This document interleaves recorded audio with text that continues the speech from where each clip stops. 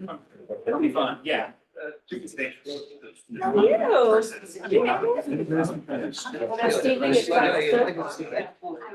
Everybody else can. All the attorneys are gonna be sitting in the front row, everybody else is sitting in the back.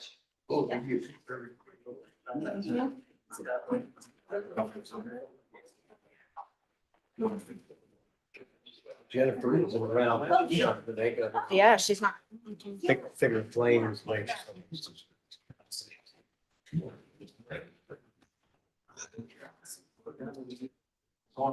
remember the gal when we get into? No, I'm really not.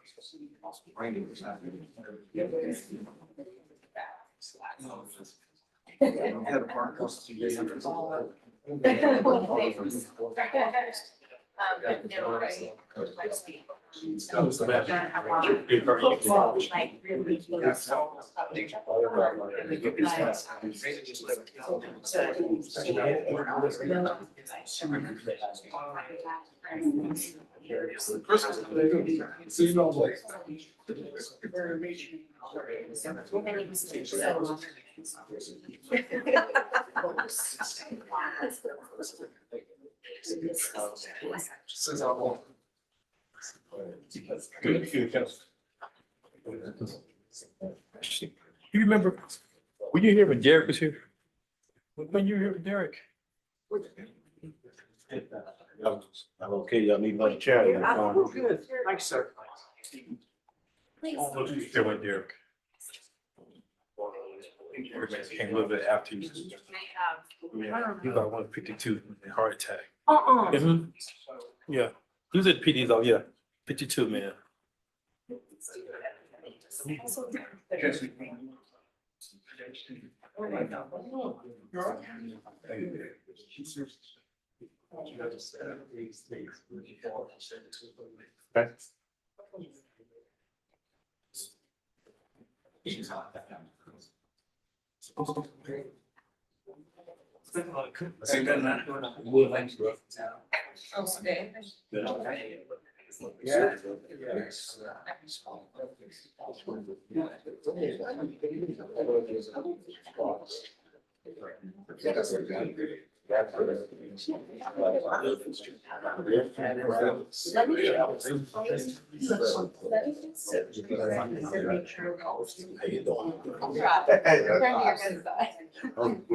We're just fucking sorry.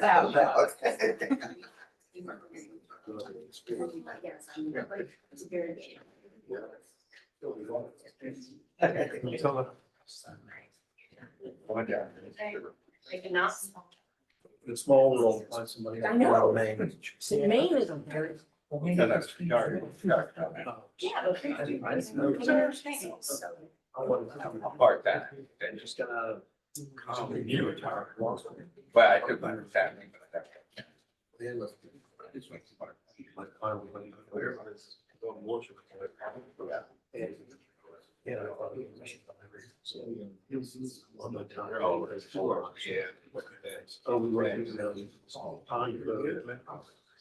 Yeah, I'm already gonna look at that, right there, you know, highway right south of the. It's literally like. Jets out like all.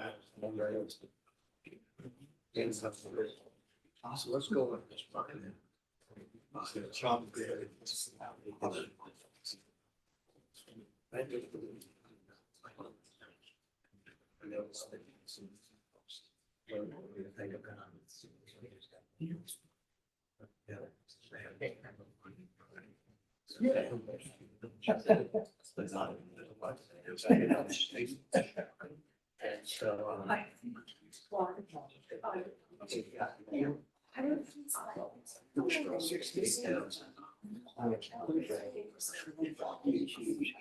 Literally the house. Water. Right.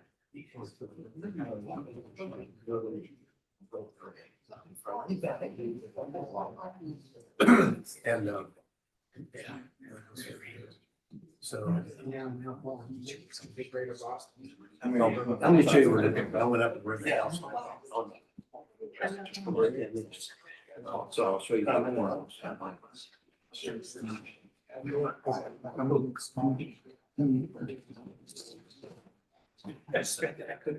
So you go to college after? Yeah, finished. I started. Hey, Scott. My dad was involved with. I would be. So, he was my president of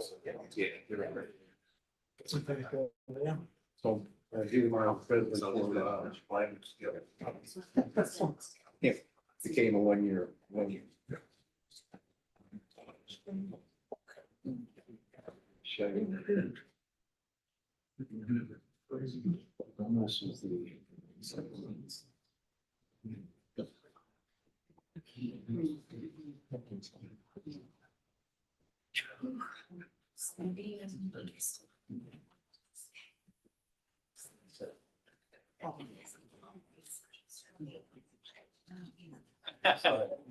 No worries.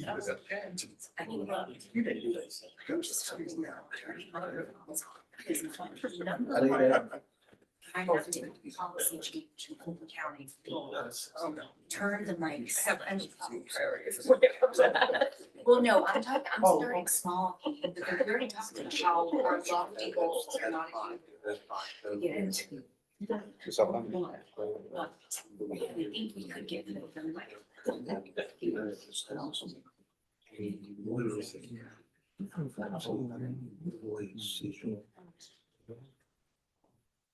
Well, I expect they would. Oh, yeah. That's the White House.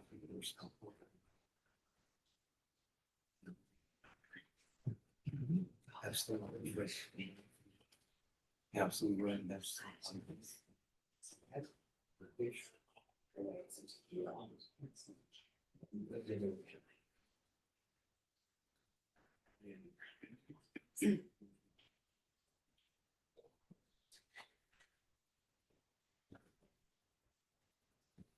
And I thought. What? Said my. No, so. And she said, yeah, well, what's a little, that's. That's nice.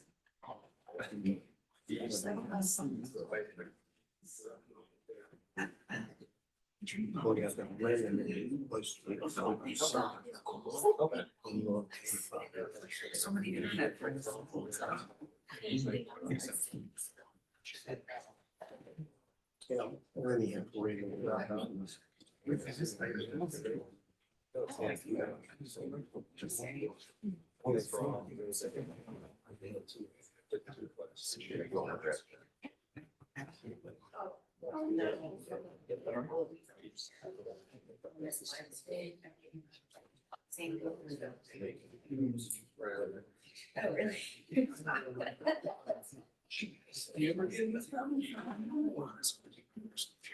When you come during the lunch break? Okay. Oh, you said.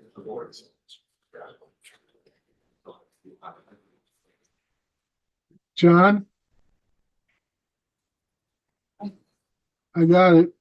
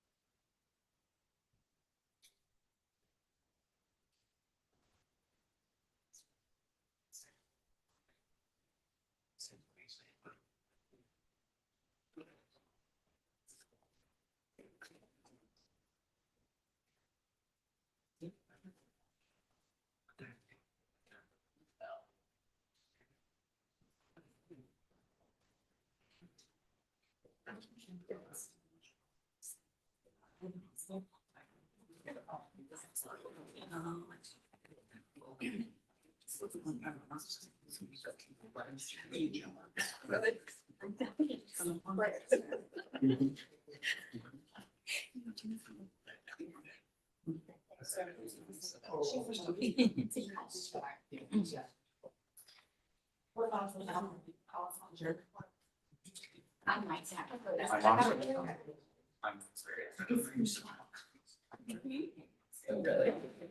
There was some bias.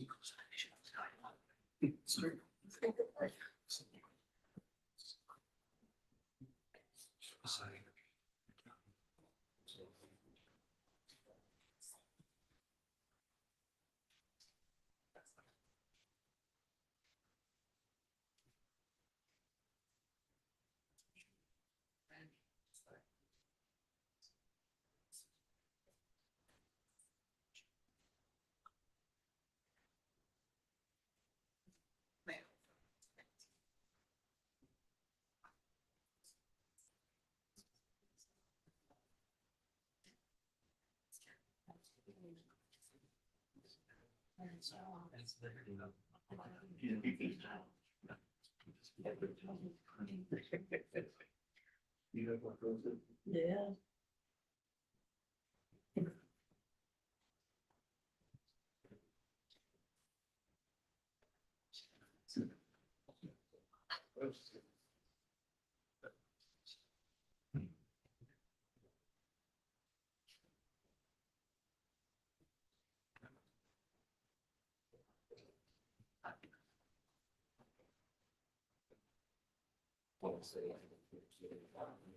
Yeah, so I gotta move that mic some without speaking.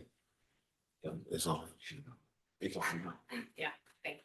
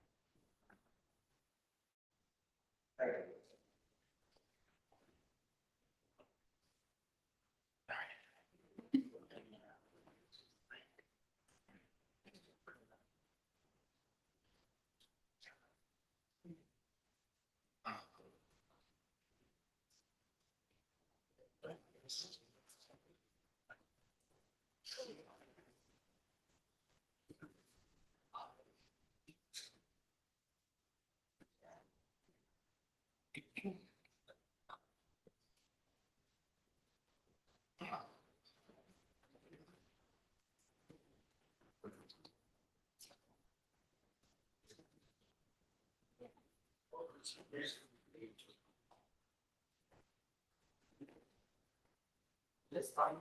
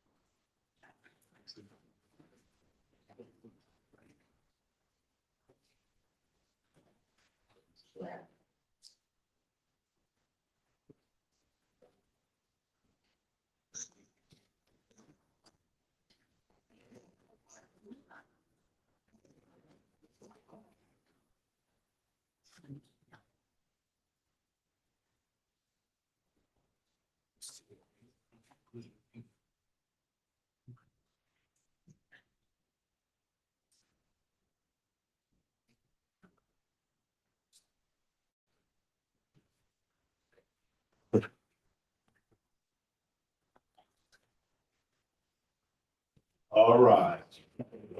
Very close to the time, the Atlanta Judicial Circuit's last session, I'm the judge, got that exciting court, now come yours. Thank you all. Please be seated.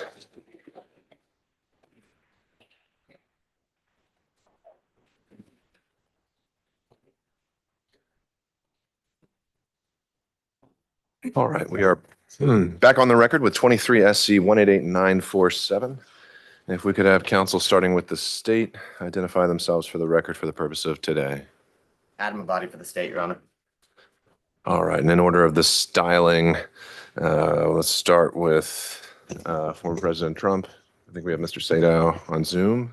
You do, Your Honor. Good afternoon. Steve Sadow for President Trump. We waive his presence, and I believe Ms. Little is also on Zoom. And all right. Okay, thank you, Mr. Sadow. On behalf of Mr. Giuliani. Alan Stockton on behalf of Mayor Giuliani. I think David Lewis and John Esposito may be on Zoom as well. And we waive his presence. There we go. On behalf of Mr. Meadows. Your Honor, Jim Durham on behalf of Mr. Meadows, and he waives his appearance. Thank you, Mr. Durham. On behalf of Mr. Clark. Harry McDougall, Your Honor, and he also waives his appearance. Thank you, Mr. McDougald. On behalf of Mr. Cheeley. Good afternoon, Your Honor. Richard Rice, President Court. Chris Anulowitz is on Zoom, and Mr. Cheeley waives his presence. Thank you. On behalf of Mr. Roman. Good afternoon, Judge Ashley and John Merchant on behalf of Mr. Roman, and he waives his presence. All right. On behalf of Mr. Schaefer. Greg Gillen and Anthony Lake on behalf of Mr. Schaefer, and he waives his presence. On behalf of Mr. Floyd. Morning, Your Honor. Good afternoon, Your Honor. Chris Kucherov and Mr. Floyd. We also waive Mr. Floyd's appearance. Thank you, Mr. Kucherov. And on behalf of Ms. Latham. Anybody here on behalf of Ms. Latham? All right. I know before we'd had Mr. Cromwell, and I had not heard anything from him. I don't know if any other parties have as well, but. Your Honor, I believe Mr. Cromwell is in a deposition in South Georgia. That's all I know. All right. There's a Zoom participant, Mr. Cromwell. Looked like he joined. Okay, that's helpful to know. Mr. Cromwell, can you hear us? All right. Well, we'll keep an eye on that to see if he does join us, and we'll take it up as it comes. So, just a few preliminaries. First of all, I'm a bit under the weather, so I'll try to speak up, but if anyone can't hear me, just let me know. I'll try to talk close to the microphone. But we are here today, the sole purpose of which is that at the conclusion of the hearing on February 16th, I announced that I'd be meeting with Mr. Bradley in camera to assess the validity of his assertion of attorney-client privilege. I've now been able to do that, and I also allowed Mr. Wade the opportunity to weigh in and respond as well. And after considering the testimony, not only in camera, but also of what came out at the hearing, I found that neither Mr. Wade nor Mr. Bradley had met their burden of establishing that the attorney-client privilege applied, specifically as it relates to Mr. Bradley's knowledge of any relationship that existed between Ms. Willis and Mr. Wade, and particularly that it wasn't established that his specific knowledge came about in furtherance of legal advice. So having made that determination, I didn't see any other choice but to allow the parties to have an opportunity to explore that topic with him. There's really, in my mind, it's that topic only. I think that if there's anything else we've already covered, I'm not here to do it again. So with that, is there anything else we need to cover before kicking that off? Just Mr. Wade, he's still a potential witness, I would assume. And so he needs to still be excused, but we can go through continuing. Mr. Abadi? I believe Mr. Wade was released from his subpoena when we concluded his testimony at the last hearing. So unless he's been re-subpoenaed, and I have no knowledge of that, he has every right to be present. Sure. I think procedurally that would be accurate. And so I at this point, I don't see a means where he would need to be recalled. And but if it is, then that is something you can take up. All right. Mr. Bradley, through his attorney, had informed me that he would be here today in person. I don't see him in the gallery. Do we know if he's out in the hallway? Okay. All right. If we could call for Mr. Bradley.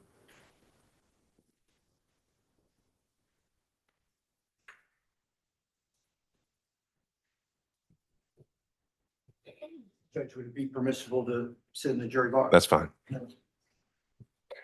All right, Mr. Bradley, Deputy Scott will swear you in again.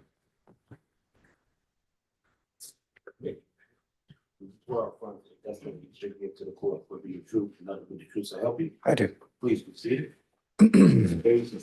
First and last name for the court. Terrence Bradley, Terrence, Bradley, Bradley. Ms. Merchant. Thank you, Judge. Good afternoon, Mr. Bradley. Good afternoon. Good to see you. Sorry, under these circumstances. I'm going to just go straight to where we left off before. Fonnie Willis and Nathan Wade were in a romantic relationship, correct? Correct. And it began at the time that they were both municipal court judges, correct? Objection, Your Honor, based on privilege. That was covered in the attorney. Okay, overruled. I do not have knowledge of it starting or when it started. Terrence, you told me that it started when they were both municipal court judges, though, correct? That is incorrect. You never confirmed in writing that it was, instead of magistrate court, it was in municipal court when they started dating? If you're speaking of the text message, you can go to that text message and you can read that text message, and I will explain the text message to you. But you and I did not have a conversation about when it started. You asked a compound question of magistrate court versus, you said it was magistrate court, you said magistrate court conference, I'm sorry. And then you asked another question. I said, no, municipal court, nothing else. I'm referring to a different conversation. I asked you, do you think it started before she hired him? And I'm going to object. This was covered in the previous hearing where Mr. Bradley said he had no personal knowledge of the exact text that Ms. Merchant is speaking of and actually used in an attempt to refresh his recollection. And he explained exactly what he's explaining here before the court. So this is repetitive and unnecessary. And so I would object to asked and answered and relevance at this point. All right, perhaps we'll get there, but I think first, Ms. Merchant has the right to draw his attention to the exact, potentially inconsistent statement. Thank you, Judge. May I approach him? So overruled. You may. Oh, you can see it there. It's the ones I gave you at the last hearing. And for purposes of the record, I believe, Ms. Merchant, you tendered, was it the entire text chain as an exhibit? I only tendered a few of the texts, but I did give the state their courtesy copies last time of the exhibits. Was this one tendered? This one was not tendered. All right. And I'm happy to tender it. Well, just take it as it comes, whatever you. We're at, I think we're at 39. I will wait to mark it, but I think we're at 39. May I approach, Judge? You may.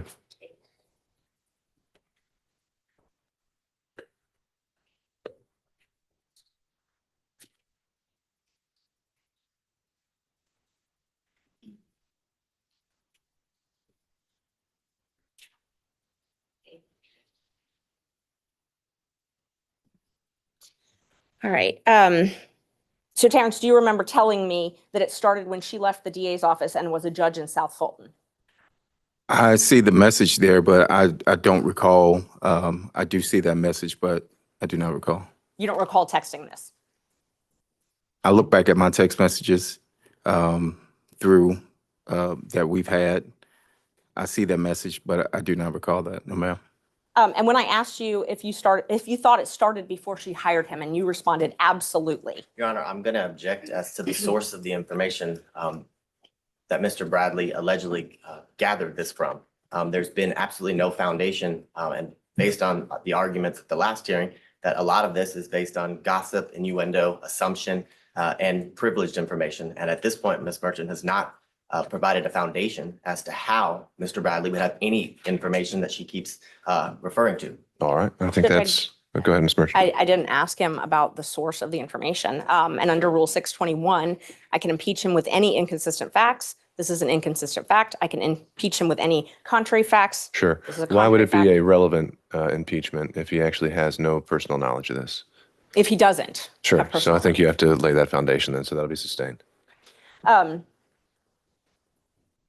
Do you remember telling me that it began? Well, that doesn't address the issue. I'm not, I was just asking if you remember telling me as opposed to the Okay, text. sure. Do you remember telling me that it began? Well, no, and then you're going into the substance of it, which we haven't determined whether he actually knows or how he knows.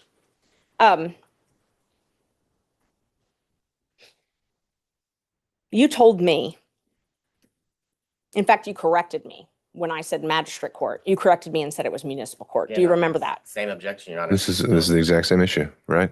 Well, You- I'm asking if he remembers that. He hasn't answered that question yet. Right, but the relevance of whether he remembers it isn't established until we know how he remembers it or why he knows it. If that makes sense. I guess not. Sorry, how he knows it. I'm just asking if he told me that. Right. So I wasn't asking how he knew that. I wasn't asking the source of that knowledge. I was asking if he told me that. That Sure. was it. But that's the point. It's how he knows it. Right. The source of his knowledge, the state would contend is hearsay because it's gossip and innuendo, which is what was indicated the last year. Well, it may not be hearsay. It may not be gossip. We haven't really gotten there yet. We don't know how he knows what apparently he's telling her. And I think we need to figure that out before we can go any further. Yes. And if the source of the information is a witness who've testified, then it's not hearsay. So when did the relationship start? I cannot answer that. When was your first knowledge of the relationship? Objection, Your Honor. He's already answered that question multiple times today. He said he has no idea the timeline or when it occurred. That was one of the first questions that Ms. Merchant asked. I didn't ask when. I asked his first knowledge. He testified he has knowledge that they had a relationship. I asked him when he first got knowledge of that. Okay, so if the question is, when did you first get knowledge? I think we can start there. That was the question. Yes. All right. Thank you. When did you first get knowledge of their relationship? I've said over again that I didn't have any personal information where I could personally say when it started. I've said that time and time again. So I don't know when the relationship started. And that wasn't my question. So my question is, when did you first gain knowledge? I didn't ask the source of the knowledge, didn't ask you to comment on the validity of the knowledge. I asked when you first had knowledge. We'll get to the how, Mr. Abadi. So I'll note the objection, overrule it. He can answer that. And just for the record, and I appreciate Your Honor, but he said he had no personal knowledge, so he had to gain the knowledge not from hearsay. He could have gained it from Sure. Mr. Wade. Well, I mean, most of us learn things from hearsay. The question of whether it's admissible, right? And that's what we got to get to. So I apologize. When did you first get knowledge? I'm not qualifying what type of knowledge. I'm just asking when you first knew about the relationship. I don't know how to answer that. I mean, so I can't give you a date if you're asking for a date. If you're asking me, how did I get the knowledge? It would have come directly from my client. Right. So help me understand. I think you say you can't answer that question. You don't know the date. So that's the answer to the question. But I said that 5 minutes ago. We have to make it clear. Yes, All sir. right. Next question, Ms. Merchant. So you don't know the specific date. No. Do you know if can we narrow down the timeline? Did you gain knowledge in 2019 of this relationship beginning?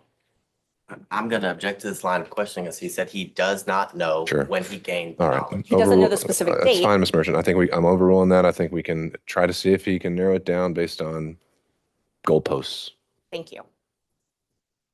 19, I would probably say no. I mean, I don't have anything that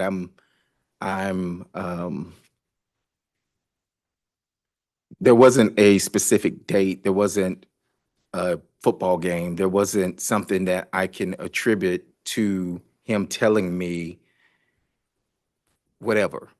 And so you're asking for a date, you're asking for a year, it's still a date. And at this time, I am telling you that I do not have the date.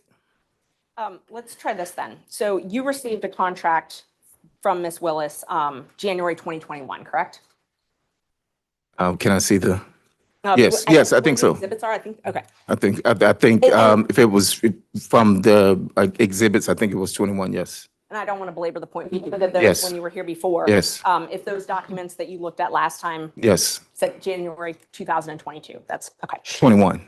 Sorry, 21, you're right, thank And you. it was, I think, renewed in 22. It was, yes. So the contract date was, that we have in the record is January 25th, 2022.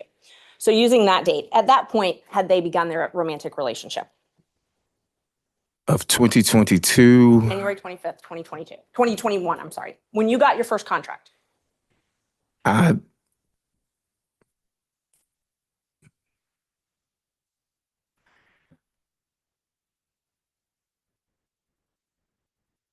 don't recall. I don't recall any specific dates. No, ma'am. You remember when you got that contract though, correct? I remember I had the contract, yes. Okay. And you told us last week, or I guess it was the week before now, you told us that Mr. Wade brought you that contract, essentially told you about that contract. That is correct. So Ms. Willis is not the one that brought that contract to you directly, it was Mr. Wade. That is correct. At that point in time, they were already engaged in a relationship though, I'm correct? gonna object, Your I Honor. can't say that. Characterization of what Mr. Bradley just said. He just said he does not remember. There's nothing specific. He doesn't remember the exact date. And I think the question now is to reference it or tie it to maybe some other event that he might remember. I agree with Your Honor. She asked that specific question. He said he does not remember any specific dates after signing the contract. That's exactly Sure. what he just said. This is All asked right. and answered. I know, and we're getting to the end of it. So, Ms. Merchant, you don't have much more to pull on here, but he answered that last question. So what's your next one?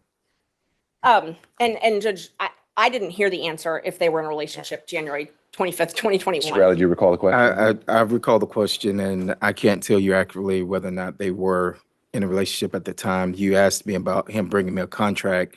I said he did bring me a contract, and that is accurate. Do you remember knowing Ms. Willis prior to her taking office as the DA?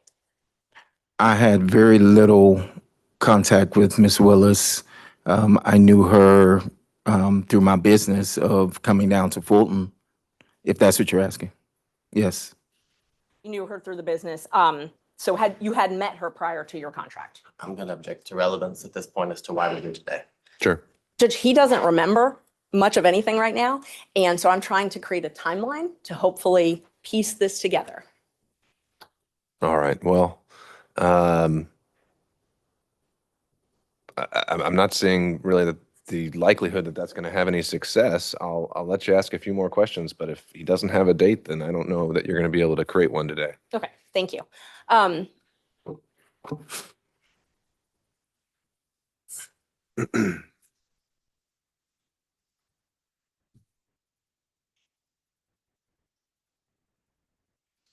So the time that you had this contract from January 2021 until January 2022, did you come in and out of the DA's office?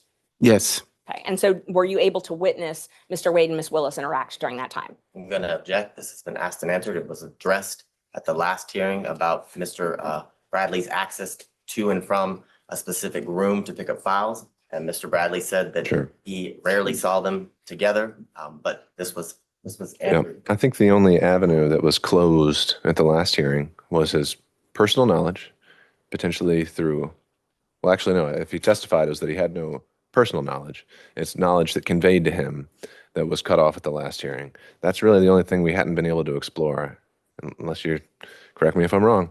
Knowledge that was conveyed to him by Somebody else. That's that he claimed at the time was privilege. I found that it's not. That's what we're here to explore. Okay.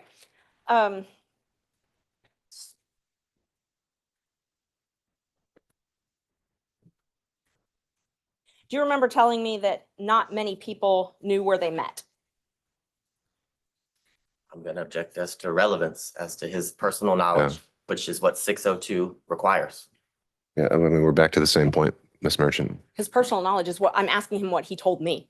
But he hasn't yet told you how he knows that. And so if, unless you can establish why he should be testifying on this at all, then there's no relevance. And I don't know how he knows that. That would Then be the ask next him. That would be the next question. Then But ask him how he knows it. I first have to establish that he said that. No, you don't. You could go the other way around. When you told me that it started when she left the DA's office and was a judge in South Fulton, where did you gain that knowledge from?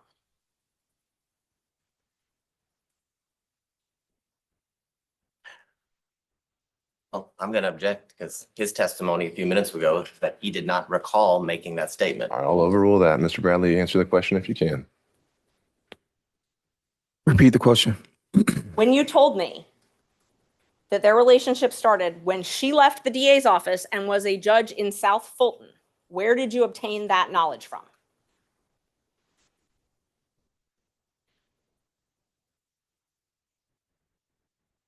I was speculating.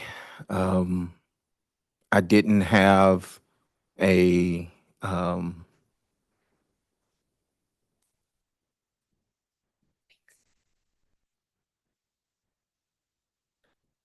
no one told me I was speculating. No one told you that? No one told me that. You were speculating based on things that had been told to you or things you had observed? So I'm going to object as to the nature of this line of questioning because the witness has made it clear he was speculating as to how or what he knew. And if it's speculation, it's inadmissible before this court. All right, but the motivations for his reason for speculating would be admissible, so I'll overrule that. Thank you, Judge. Was this speculation when you told me that? Was that based on things that had been told to you and things that you had witnessed? I never witnessed anything. So, it was speculation. I can't tell you anything specific, if that's what you're asking. Tell me anything specific as to why you speculated about that? No, this was however many years ago. I mean, I don't recall, but no, I don't. Did you have any reason why?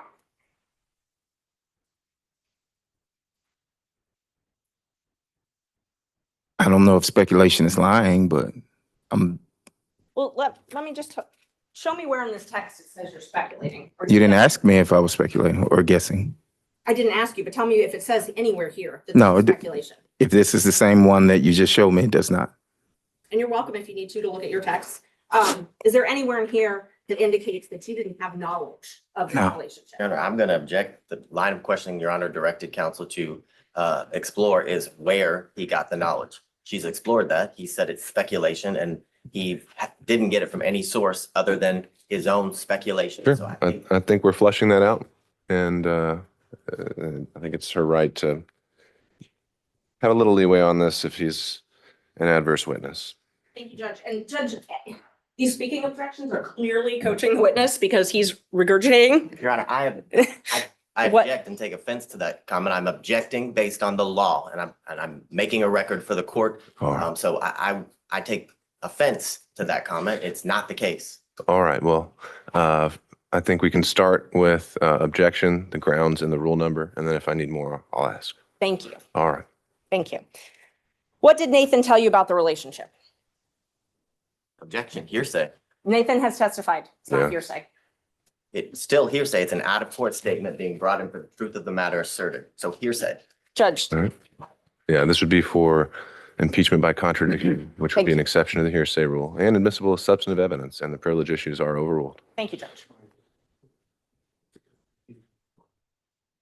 Well, I think you just overruled the privilege objection, but we don't know when he's talking about. So we've already established the December Right. 2018 date privilege. Sure. And that's something I covered in the in-camera hearing. And I'm, based on what he told me in that in-camera hearing, I don't believe any statements to this effect were covered by privilege. And Judge, I just want for the record, because sometimes the record doesn't reflect where people are looking, and that when I ask a question, Mr. Bradley is looking at Mr. Wade and his lawyer to wait for them to object, and they're clearly interacting somehow in the court. So I just want the record to reflect that because it wouldn't otherwise. It's there now.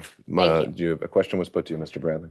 Judge, one of my lawyers is sitting right in the back, that's We don't have to go behind. down that rabbit hole. You can look wherever you want. Yeah, and I'd never looked at Mr. Wade or his attorneys. That sounds true. All right. Mr. Bradley, question was put to you. Repeat the question, please. Yes, so I showed you, or I asked you, I'm sorry, the last question I asked you was, what did Nathan Wade tell you about the relationship? Same objection, Your Honor. And that's already been ruled upon.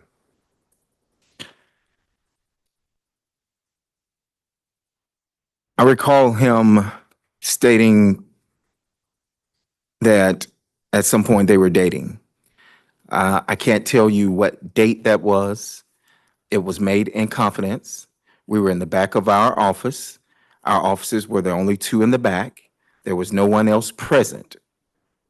That is all I can tell you at this time. One time? One time. You only had a conversation with him one time about the relationship? Objection, asked and answered. No, I think that's a clarify for a thorough and sifting cross. Ms. Merchant. I do not recall any other time that he mentioned that they were in a relationship. No. You may not. He ruled that he was. Okay. Okay. Still on the So you talked about this one time, and you said you don't know when it was though, correct? That is correct. Was it before Mr. Wade, before you got the contract in Fulton County? Let's start with that. I do not recall. Okay. And how did it come up? Say again? How did it come up? I do not recall how it came up. It was in the back. I know where it occurred. In our offices in the back. I can't tell you what we were discussing prior to that. Okay. Did you receive an email from me on January 6th with a motion attached? I think I did, yes. Yes, I know I received I don't know if the date is January 6th, but yes, I received that, Okay. yes. So you remember receiving that? Yes. It's the date. And you reviewed it, and then you and I spoke about it. Do you recall that?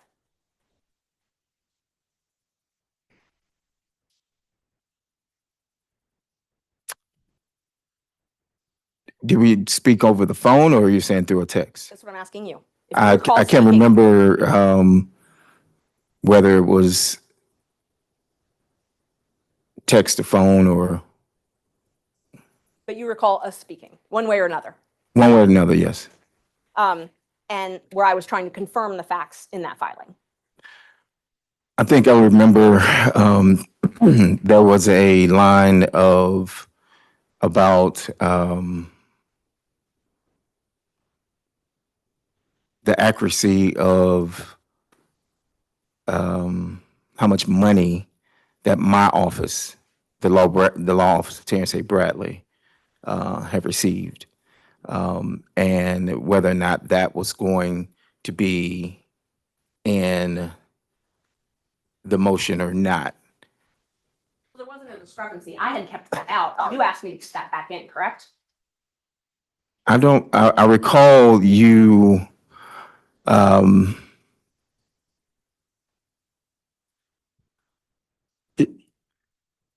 that may be accurate, yes. And you thought, because you thought it might be suspicious if you were left out of the motion. No, I think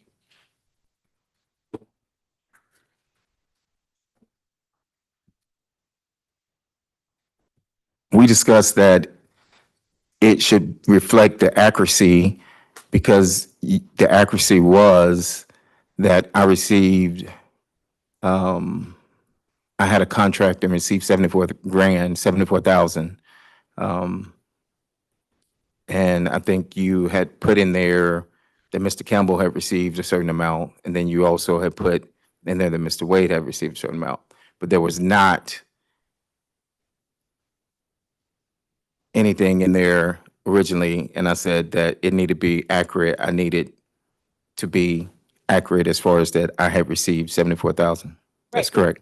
Because you did not want anyone knowing that you had talked to me. I'm gonna object this to relevance. Be biased. Overruled. I wanted you to be accurate as far as the accuracy of our message or your filing. Okay, so that was your interest was in accuracy in the filing. I didn't reach out to you and say, send me a copy of your motion. Right. I didn't reach out to you to say that that I'm going to be in your motion Right. I asked you to review it for accuracy. for Right? accuracy. And I just stated that it was inaccurate. And the inaccuracy that you pointed out was the thing about or how much you had made. That was the inaccuracy that I saw that jumped out, was the fact that I saw that I was left out when you had put Okay. the firm, the money wise. I did not, when I responded to that, it was for that specific reason. Okay. And I agreed I would put that back in, that section back in, and I did. Correct. I did put it back in and I sent it to you again. I don't recall getting a second email from you, no. But you were happy that I put it back in, or that I agreed to put it back in. I'm gonna object this to relevance. Yeah, we need to get to more material aspects. Yes, Judge, I'm moving along, I promise. So you did ask me to put that back in. Again, Well, asked and answered oh, yeah. relevance. Well, he didn't answer that last question, so overruled. Can you confirm you did ask me to put that back in for it to be accurate? Yes, that's correct. I said that, yes. Okay. And then I asked you if everything was accurate and you said, looks good. Correct?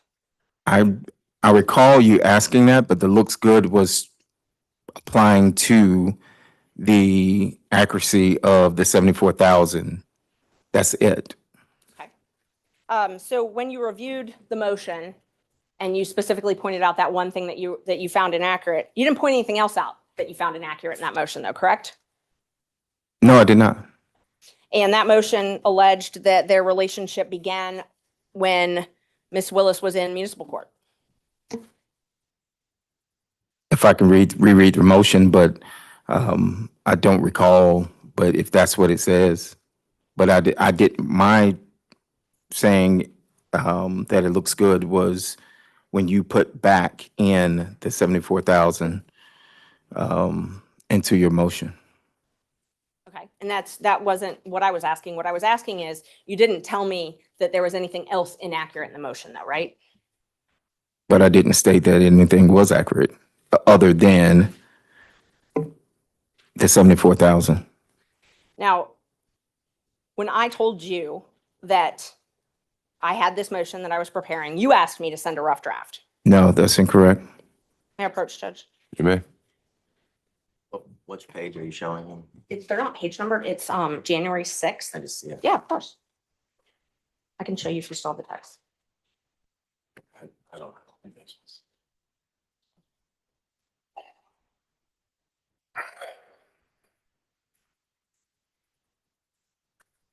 Look and see if this refreshes your memory.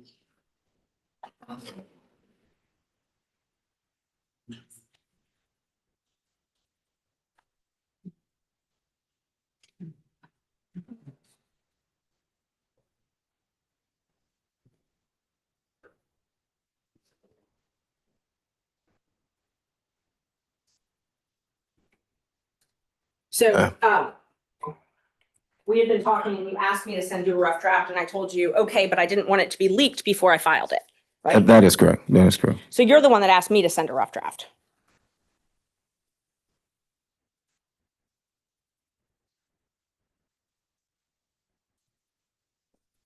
Yes, that's correct. Yes, that's correct. That was at 10:08 on Saturday, January 6th. And then you got an email from me with that rough draft at 10:25 that same day, correct? Yes. If you need to look at it, I can. If it says 10:25, then I know you sent me an email.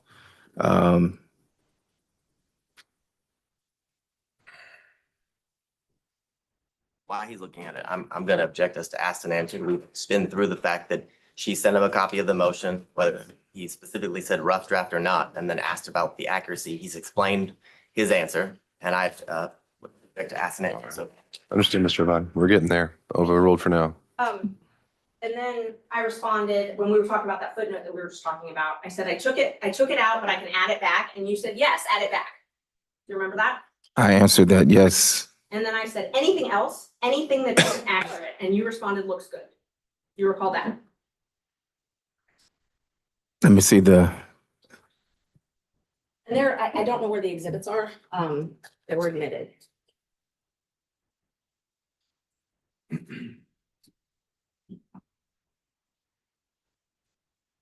That refresh your mind? it says looks good, but as I stated before, I was responding to you putting me back into the motion for receiving $74,000 in a contract. This says, you said, yes, add it back, and then I said, anything else, anything that isn't accurate, and you responded, looks good.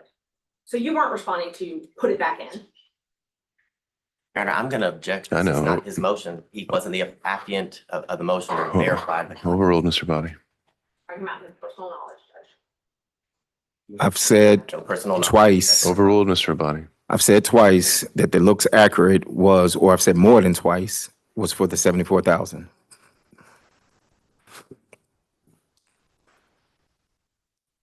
Do you remember telling me about Nathan and Fawny coming to your office and spending time together at your office?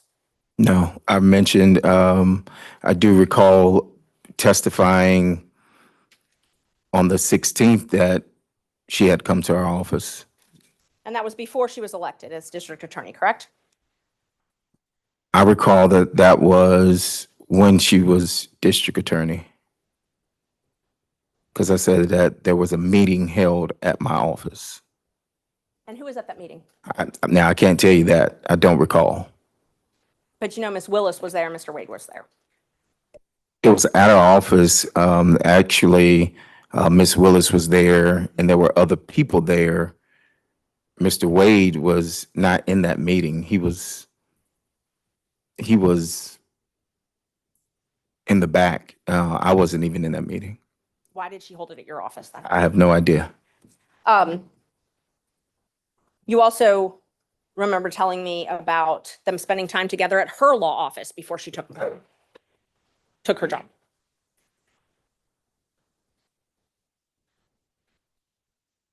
I don't recall. Do you? I don't recall. Do you have something to?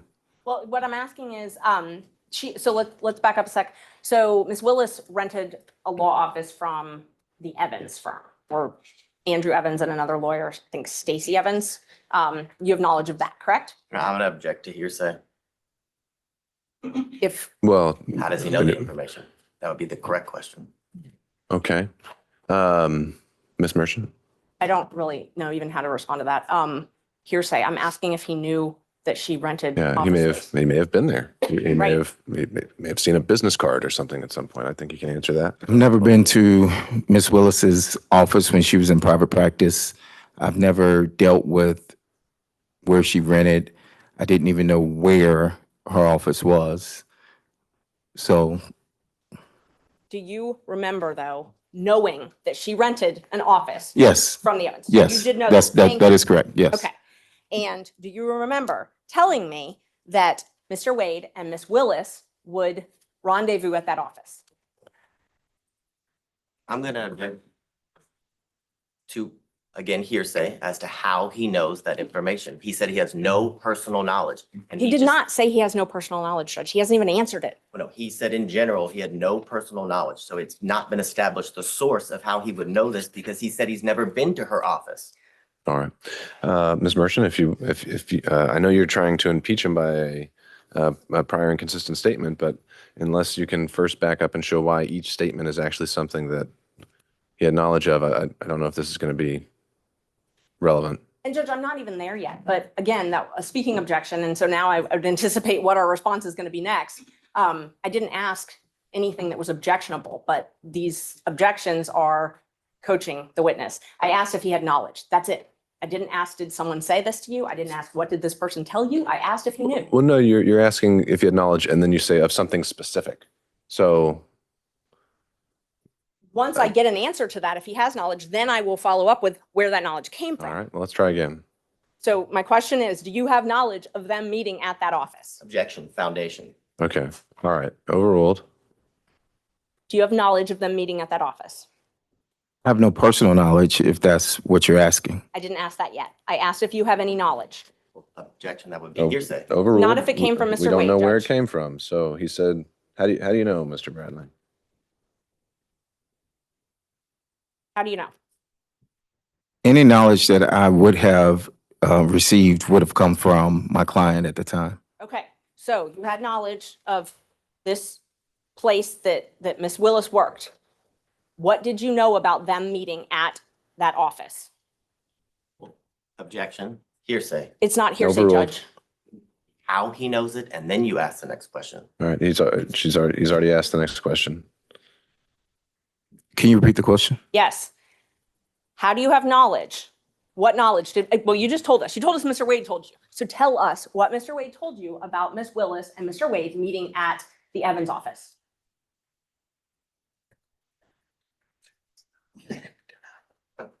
Objection, Your Honor, privilege. This clearly covers the time after December 2018 that would be covered by the privilege. Yeah, overruled.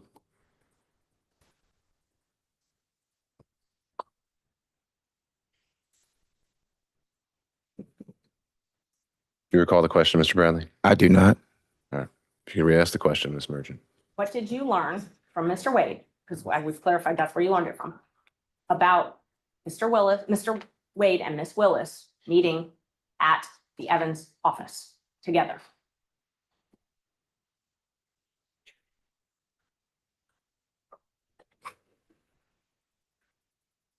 I don't object to asked and answered. He's testified that. He hasn't answered. We haven't heard an answer. He testified he had one conversation with Mr. Wade in the back of his law Judge, office. Yeah, and his answer may change. So Still in overruled. off as to how to answer the question. That's I can't recall what the conversation was. I do recall knowing that he would go down to the office or had been down to the office, but I can't tell you in what capacity or when or any of that. No, Mr. Wade told you that they had sex at that office, though, correct? I don't recall him stating that. No, You don't recall no. it. So it's possible he did say that. You just don't remember one way or another? I do not remember him saying that.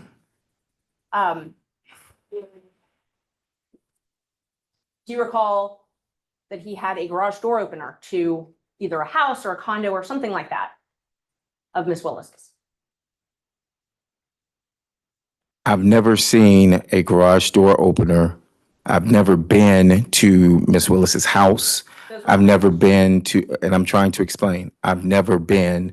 So no, I do not have any personal knowledge of him having a garage door opener. Yes, ma'am. I didn't ask if you had personal knowledge, like as in you saw it.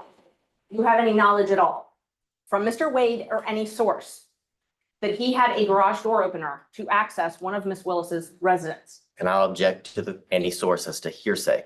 All right, depends on the source. Overruled. No, I don't have any knowledge. So when you told me that, did you just make it up? Do you have something that shows that I told you that? Yes, well, if we're going to go through all the texts we can, but so was that made up though? But I'm gonna object because I I don't recall him having. Mr. Bradley, just a I'm gonna second. object under 106 as the rule of completeness. I don't have that text message or any text messages that indicate that, Your Honor. And I don't have, if it was a text, we had that conversation. I actually think it was when he was on speakerphone and Mr. Merchant was there, but I'm not sure. But I mean, if I'm asked to qualify exactly where that's from, I would. Okay, so rule of completeness would be if you need to introduce other text to show the context. If you're saying you haven't seen a copy yet, then I think Ms. Merchant needs to do that before you can And I don't decide your have- next step. And that's what I was asking him. If that was something he just remembers making up. If he doesn't, then that's fine. But She referenced text messages and started to go into her packet of papers. Sure. That have text. So you don't have a text message to that? I would need some time to look through, and I don't remember if I have a text to that or if it was during a conversation. It was one of those. All right, well, And he has now said that he has no knowledge, so on to your next question. Okay. Did Mr. Wade tell you about the trips that he and Miss Willis took? No, You have any knowledge of the trips that he and Miss Willis took? Objection, hearsay. Overruled. I do now. Okay. But you did not before this proceeding? I did not know until you text that you found that in the deposition of his divorce. I mean, not deposition, but something from his divorce. Okay. And when you responded, doesn't surprise me, they took many trips to Florida, Texas, California. Those are your words though, right? I'm going to object as to relevance. He said he did not know and he actually learned from Ms. Merchant the information. He said he learned about certain trips from Miss Merchant. Okay, you can tie it down, but Thank you. we'll He see. had no information about any trip that Ms. Willis and Mr. Wade took. That he learned it all from Ms. Merchant. That was his testimony. Sure. Judge, I'm Maybe allowed. the conclusion we reach. I think she's going to ask more than one question, though. All right, Ms. Merchant. And if Judge, just so we can be clear, if he said more than one version, that's all relevant. We're allowed to talk about the different versions that he's told. All right, I've overruled the Thank objection, you. Ms. Merchant.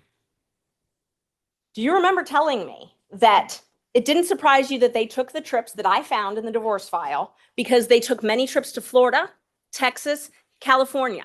And then you told me that they took the trip to California when she moved her daughter there because she failed out of FAMU. Do you remember that? I don't recall that, but if I don't recall. Okay. Judge, may I approach? Sure. You may. It's in one of the ones I gave you.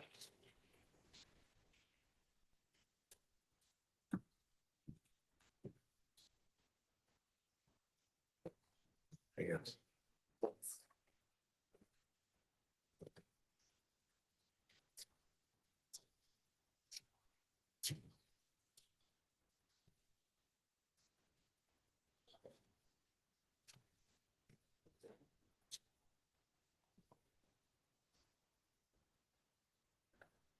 Look at that. Let me know if it refreshes your memory.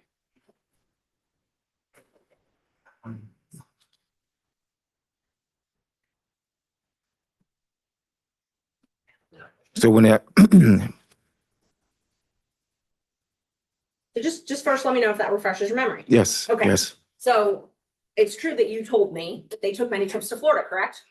Per that, yes, but one of the messages is cut off and you asked about some other trips and I said, no, I didn't, I think.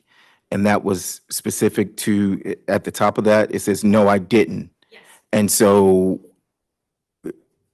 that was to the trips that you asked me about. And I think before that, when you mentioned that you found all these trips, I think I said, oh, wow. Yeah. And You did not know about all the trips that were taken and you qualified it. You said, no, I didn't. When did it happen? And then the next text, which I can get, or you can look at your phone or whatever refreshes your memory, you said was after you left, after the firm was dissolved, correct? Object to relevance. Overruled. It was after the firm, the trips that you said, no, you didn't know about. You told me those were after your firm had dissolved, correct? I think you mentioned that they were after I left, maybe, or whenever you found them. And I said, no, I didn't know about those trips. So So you believe I mentioned that it was after you left? I'm quite sure you have the text message and I will refresh my memory. Is it easier for you to refresh your memory with your own phone or with my printouts of screenshots? Well, you have the printout, so I'll go. Judge, the reason I'm asking is because I'm getting objections that I've cut things off and it's just the nature of how you have to print out screenshots. So in order to avoid that, I'm happy for him to refresh his memory with his own phone if that would be, Well, I don't know if he's accepting your offer or not, so you're going to would that be proceed. easier for you? You can just provide the documents. Okay. Let's see.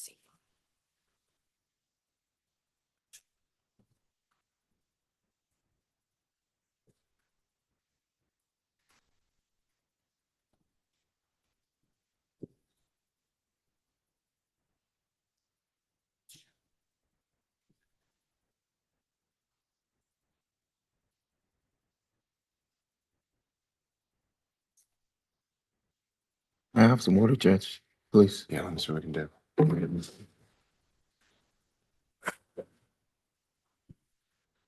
Sorry, Judge, I'm just trying to pull out all of the messages that he might need. All right. Well, I don't really see, some point we're reaching the cumulative point where we don't need to go through an entire 6-month text chain. You're making the point that he'd made some comments to you along the way that led you to believe he had more knowledge than today he's testifying that he had. And so if you've hit the high points of that, then I don't know what else we can cover that actually moves the needle. Okay, I'll move on to the actual trips then.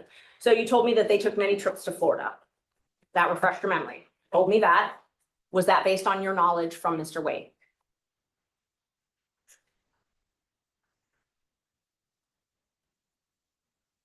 That would have been based on anything that my client would have told me. I didn't have personal knowledge of whether they went or not. The trips to Texas, and you're the one who went to Texas. Was that based on your knowledge from Mr. Wade? It would have been something that came from the client. I cannot tell you that I have any personal knowledge of any trip other than what would have been said by the client. You went on these trips. I'm asking if you have knowledge from Mr. Wade. You also typed California. Was that something that you gained from knowledge from Mr. Wade? It would have been from the client at this particular point. Yes, it would have been from the client. And when you told me that the trip to California was to move her daughter out there, would that have been something you gained from Mr. Wade? Thank you, Judge. Any knowledge that I have of any trip would have come from my client at the time.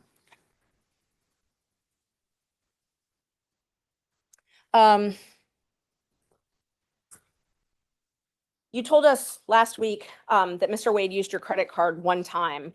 Do you know when that was? I do not. Relevance to why we're here today. Well, I think this would be impeachment of Mr. Wade's testimony if Mr. Wade testified that he had never used anyone else's credit card I before. object to ask him because it was covered during the last hearing. You acknowledged that Mr. Wade used his credit card. Judge, So, I asked when. yes, I didn't- when, okay. I didn't ask, did he? I asked, when did he? Let's go there. I do not have any dates of when Mr. Wade used my credit card. I testified that we used the card for business and that throughout the business, we would order paper or supplies or filing of depositions. I mean, the cost factor of cases is what I said, and that still applies today. Did he use my credit card? He did, but I can't tell you who he used that card, what the trip was for. I can't even tell you at this time where he went. But he used it for a trip. Yeah, it was for a trip, but I can't tell you where, when, why, or anything to that nature. Correct. And he paid you back in cash. I never testified that he paid me back in cash. I said that he would either pay me back, I said I couldn't remember. I do not recall. Sometimes he would write checks, sometimes he would pay cash. And that still applies today, that I do not recall him paying me back cash, but I do recall him paying me back. This was when you were still, before your partnership split up, correct? It would have been before I left the firm, yes. He wouldn't have used my card after I left the firm. So we can at least narrow down the dates to that. Of before I left the firm, yes. Okay, great. And Mr. Wade gave you details about meeting Miss Willis in Hateville or East Point, as it was called. That's incorrect. He did not tell you about that. He didn't give me details. He did not tell you about meeting with Miss Willis at an East Point or Hateville apartment?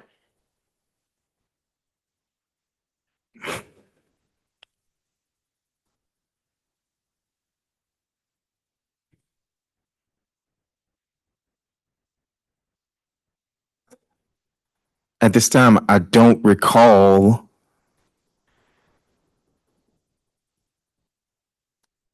No, I don't recall. Where did you get that information from then? He's testified he doesn't recall if he even had that information. I asked if he got it from Mr. Wade, and he says he doesn't recall. So then I asked where he got it from. I do not recall where I got the information from. Okay. And you and Mr. Wade were friends as well as business partners, correct? We were friends, in the sense of I've known him for, years. Yes, we were friends. And you definitely did not want to come and be a witness in this case, correct? That is correct. And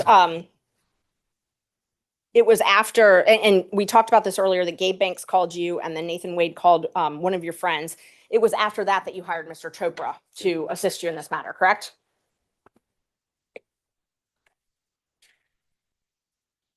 Was it after that?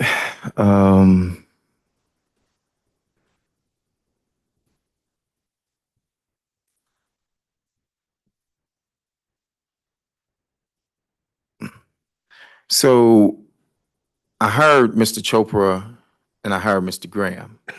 Now, Mr. Graham is here, and when I received the subpoena, Mr. Graham was here at the last hearing, but he also had to go out of town, but he was present. Mr. Graham, I called, and I had started getting calls from media, and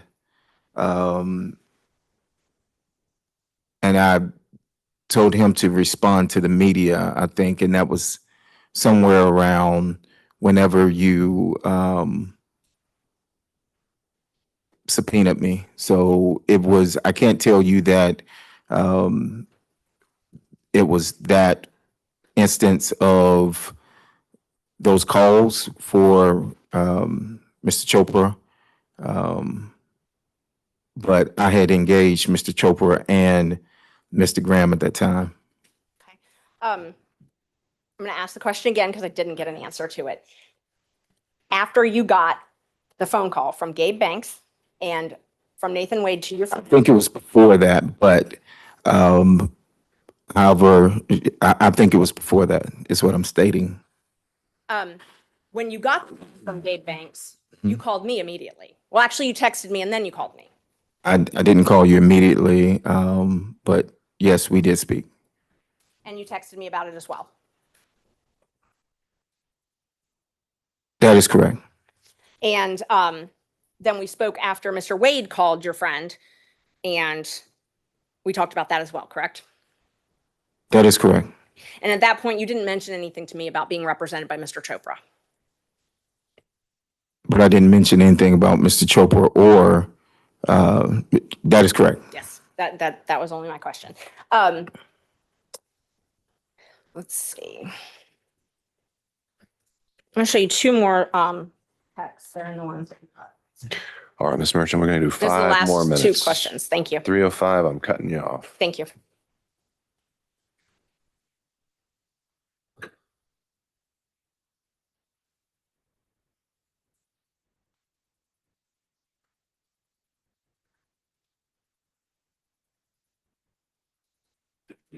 May I approach?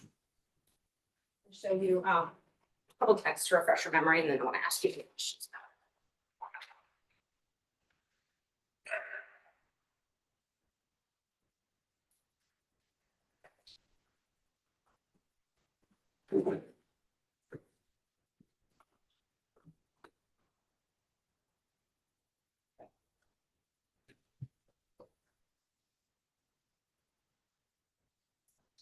Are these supposed to go together? No.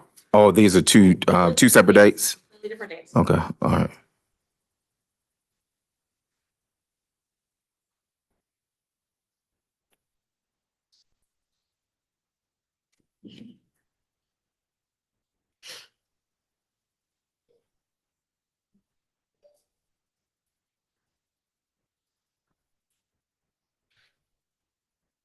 So I know we talked about the other occasions where you had the text or just about the footnote.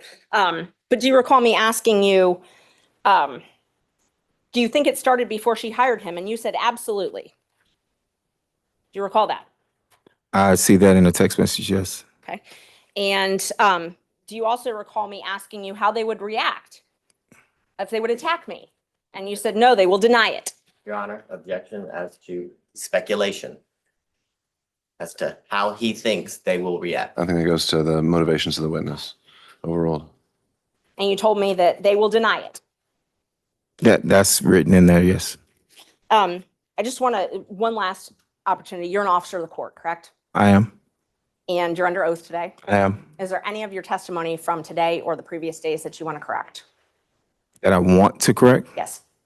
No, I've told you everything that I've answered everything that you asked. Thank you. Oh, Judge, just so co-counsel and the state can have them, for the record, I can admit those few that I showed, that would be. Well, they weren't ever tendered, And so it's just for, I didn't know if they wanted right. to use them, but I'll hold on to them. if they need to be tendered at some point, then we can make them part of the record. All right, let me turn over to Mr. Sadow, if you're with us on Zoom. Thank you, Your Honor. I do have a few questions. First thing I'd like to know is whether the court reporter has defense exhibits 26 and 27 from the last. We have a different court reporter this time. We had to have someone else fill in on such short notice, but I can potentially send those to you if you need them. Well, I think I have working copies, but I want to make sure that the witness has a copy to look at. All right, we can try to work through that logistical challenge. This is, you said 26 and 27? I believe that's correct. And 26, I think, is the same text messages that Ms. Merchant was just asking about. It was 2 pages. I stapled it together, and it is dated January the 5th of this year. All right. I can print off a copy now, but why don't we start off with the questions that you have? Okay, because that's where I want to start. That's where I'm going to start, but I'll see what I can do to work through it. It's not going to work? Here, I'll email them to you.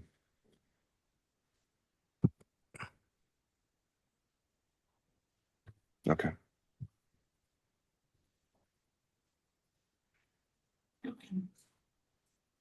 All right, Mr. Sadow, why don't we start with your question, and we'll see if we actually need to get a copy of those exhibits in front of the witness. All right. Mr. Bradley, Yes, I'm here. all of a sudden I've lost you on the screen. There we go. Well, you're on the Zoom. You're on YouTube, but you're not on the Zoom itself. But not that I can see. I'm here. I can hear you. No, I know. I think his visuals may be a little different. So hold tight, Mr. Sadow. We could try to correct that. Yeah, he was on. He was on when Miss Merchant was asking questions. We need to add I know. We need to add a spotlight to Mr. To the witness stand and a spotlight to Mr. Sadow, and we don't need all the other boxes. There we go. Thank you very much. Well, then hold tight, Mr. Sadow. We need to add you as well.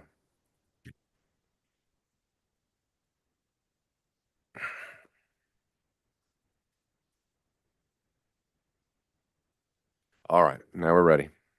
Thank you, sir.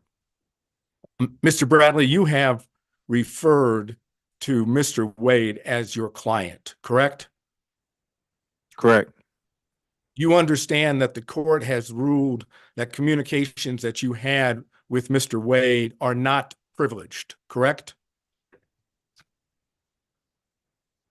No, I'm aware that the court ruled that one specific dealing with the time frame of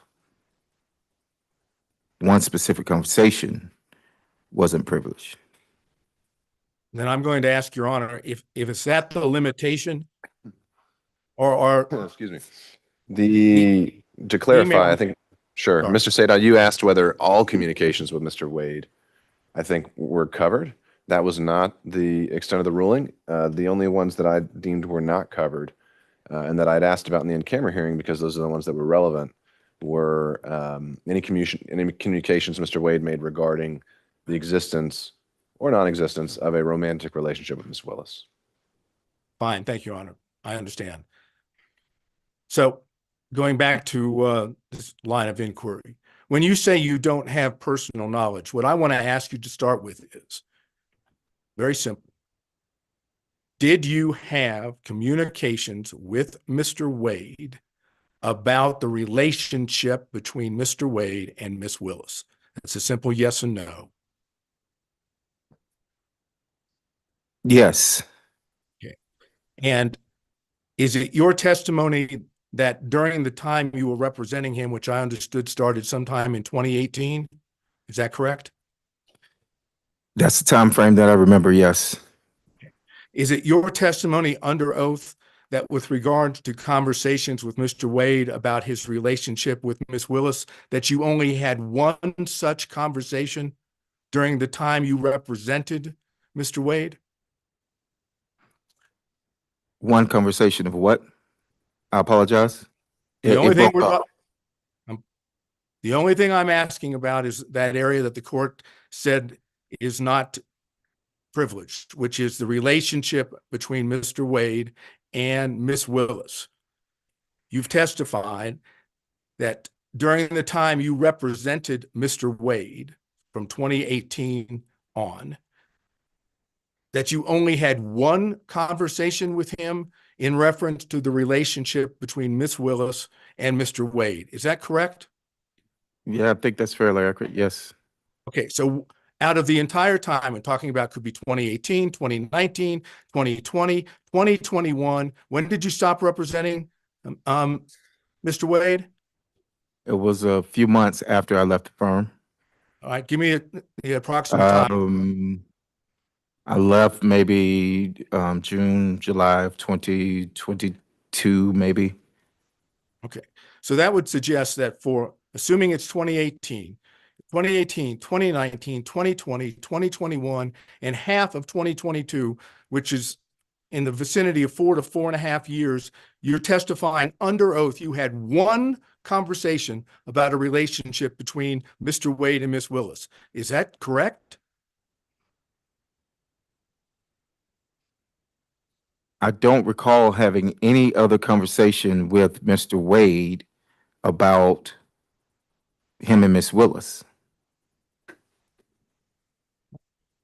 Is it your testimony then that you don't remember any other conversation, or there wasn't any other conversation besides the one? An object is to ask and answer. I think he's drilling down. I think that's a fair question. Overruled. I don't recall. I would say it was the one, but I don't recall. You testified that you did have communications with Mr. Wade about him visiting with Miss Willis at a condo or apartment, correct? I don't think I testified that I had a conversation. I testified that any knowledge that I would have known anything about any condo would have come from that, but I don't recall a conversation about that. I do not recall a conversation about that. Do you recall any other thing at this point in time under oath that would indicate when the relationship started between Mr. Wade and Miss Willis? I do not know when the relationship started between Mr. Wade and Miss Willis. I cannot recall that. I can't. Oh, I'm sorry. Go ahead. I'm going to drill down on that now, okay? Yes, sir. Mr. Wade was hired as the special prosecutor on November 1st of 2021. You're aware of that, correct?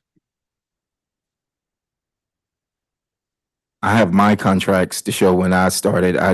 No one showed me the contract of when he started, but but if he has a contract for November 1st of 2021, then that's correct. All right.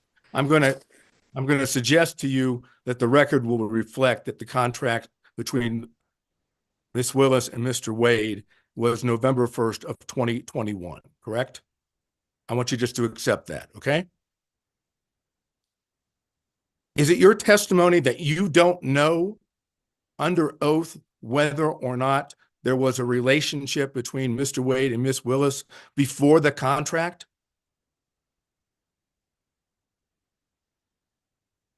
I do not recall any dates of when the relationship started. So whether you are pinpointing a date of when his contract started or not, I'm telling you, I did not recall any specific date that he flat out said anything about a relationship with Miss Willis. Okay. Now I want to go, based on what you've just said, let's go to what was Defense Exhibit 26. okay? In Defense Exhibit 26, which I showed you last time, was 2 pages of text messages between you and Miss Merchant, correct? Correct. All right. Now, the first page starts off by saying, Miss Merchant, like just date, don't hire him. Do you think it started before she hired him? You see that?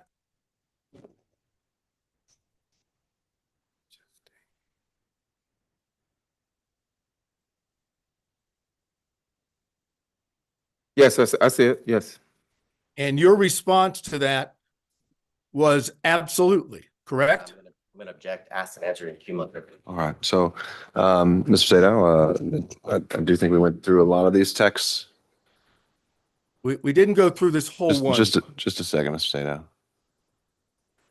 All right. I'm sorry, Mr. Sato. Well, you said we didn't go through this particular one? No, we stopped right there. I want to go. No, I answered because this is the exact language that she just stated a few minutes ago. You can read it back. Okay, Mr. In the Sato. record. Are you saying both of these 2 exhibits weren't already covered by Ms. Merchant? It was not gone, this particular language was not gone into. I'm doing it based on the exhibit itself. Well, let's do it this way. I now moved into evidence defense exhibit number 26. All right, and I'd have to search through my notes, but does anyone recall that one actually been tendered in a minute already? No, it was only presented to your honor for you to take back into camera ex parte to speak with Mr. Bradley and his counsel. Okay, Ms. Merchant is indicating that it was admitted. I thought Mr. Sadow admitted it, but I'm organizing and putting them back in order. So I think it might be easier if I just admit the copies of the All documents we're all referring to. All right, so Defense Exhibit 26 and 27 are being tendered. Actually, only 26 at this time. Oh, excuse me. Okay, Defense Exhibit 6, any objection from the state? 26. 26. I'm going to object as it relates to foundation and authentication. It was used to, during the last hearing for the purposes of refreshing his recollection. And it's my recollection is that it didn't refresh his recollection, but I would renew my objection as to asked and answered in cumulative. Okay. As to foundation on authentication, I think Mr. Bradley has recognized then as text that he sent and received. So I think I'd overrule on that basis any other objections to their admissibility from any other defense counsel, and seeing none. Defense Exhibit 26 is now admitted. Mr. Sadow. Thank you. All right, let's continue. Now I'm publishing it. After you said the word absolutely, on your own, you said it started when she left the DA's office and was judge in South Fulton. They met at. Checked. Yeah. Asked and answered. All right, understood, Mr. Body. I'm going to let Mr. Sadow have a few minutes on this, and we'll go from there. But Judge, I'm sorry. I did answer this. I answered it for Ms. Merchant. I stated that I was speculating. The judge, someone objected to the speculation, but this was the exact same language. All right, well, thank you for that recap, Mr. Bradley. Mr. Sadow is asking the question in a slightly different manner, and I'm going to give him a little bit of leeway to do that. So, Mr. Sadow. All right, I hesitate to have to start back where I was, but after the word absolutely, you on your own said it started when she left the DA's office and was judge in South Fulton. They met at the municipal court CLE conference. That's what you said, correct? That is correct. Now, it's your testimony, at least so far, that when you on your own gave those 2 statements in the text, that you were merely speculating and did not have that knowledge from Mr. Wade. Is that your testimony under oath? Yes, that's what I testified to. Yes, sir. So you on your own came up with the whole notion that it started when she left the DA's office and was judge in South Fulton. That's, according to you, that's speculation on your part, correct? Objection. Overruled. Answer the question, Mr. Bradley. Yes, that's speculation on my part. Yes. Right. It had nothing to do with what Mr. Wade had told you, correct? I answered your question. I was speculating to the answer. That is correct. So maybe you can tell the court in your own words, why in the heck would you speculate in this text message and say that it started when she left the DA's office and was a judge in South Fulton? Why would you speculate and say that in a text? I knew they had met at the municipal court conference. How do you know that? I'll stop you right there. How did you know that? I answered that at the last. I'm I asking knew you that. now. I knew Sir, that I'm because asking you when ne- I'm asking you questions, and you are in a situation where you get to give answers. I'm Mhm. asking you, how did you know that? how did I know when they met? Somebody told you that, right? When they met? Yeah. Yes, correct. Who told you? Mr. Wade told me when they met. So you had more than one conversation about the relationship between Mr. Wade and Miss Willis because he told you where he met her, That's correct? incorrect. Incorrect. It's incorrect. It's incorrect. Let's go back He- to the exhibit. Why would you speculate that that's when they started the relationship? What would cause you to put that down as speculation? I don't recall, but why I thought that it started at that time. But I do recall that he only met her, and I testified to that he met her at that conference, which was in 2019. You knew that Ashley Merchant represented a defendant in this case when you were text messaging with her, correct? Yes, I did. Yes. And you knew that the reason she was asking you questions about Mr. Wade was because she was trying to show when the relationship began, correct? No, that's not It's not. What's the 100% beginning of the correct. text message?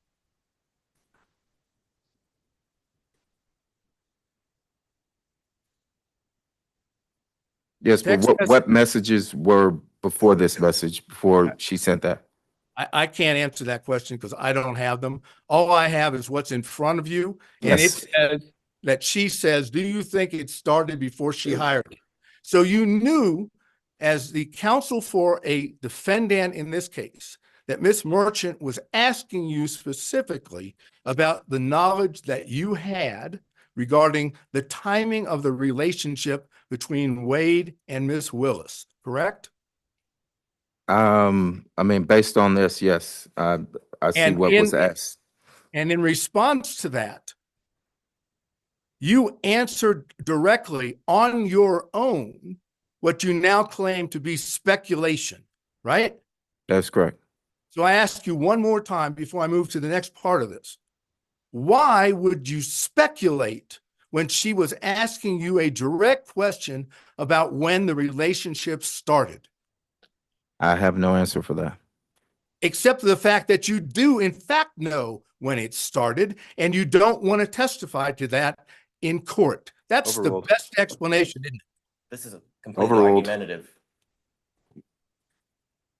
That's the true explanation because you don't want to admit it in court, correct? No, I have no direct knowledge of when the relationship started. I'm not going to go back through that again. But if you didn't know and you were asked specifically as this exhibit shows, Mhm. maybe you can explain why you wouldn't say, I don't know.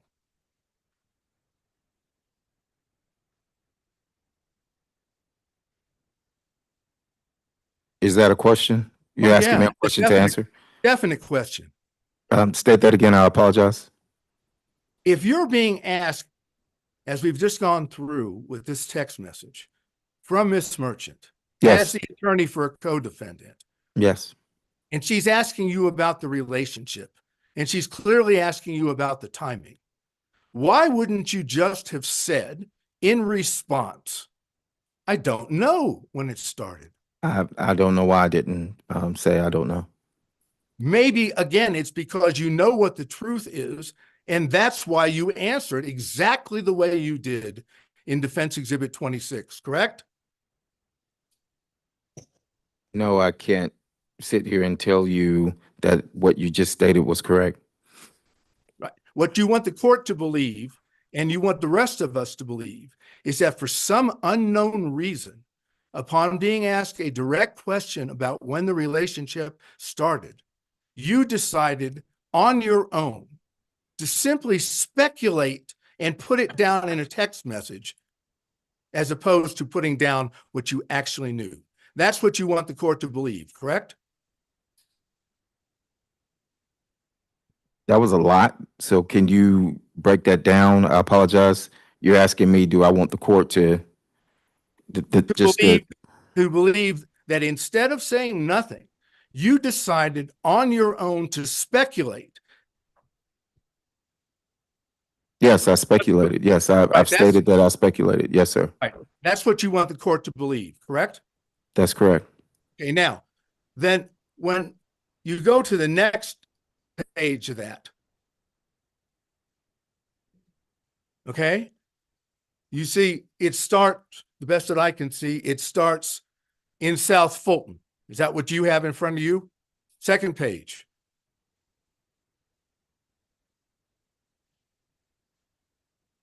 The second page that I have says, that's what I figured.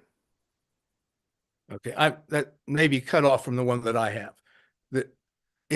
I'm looking at my opening line says in South Fulton. Is that on your second page?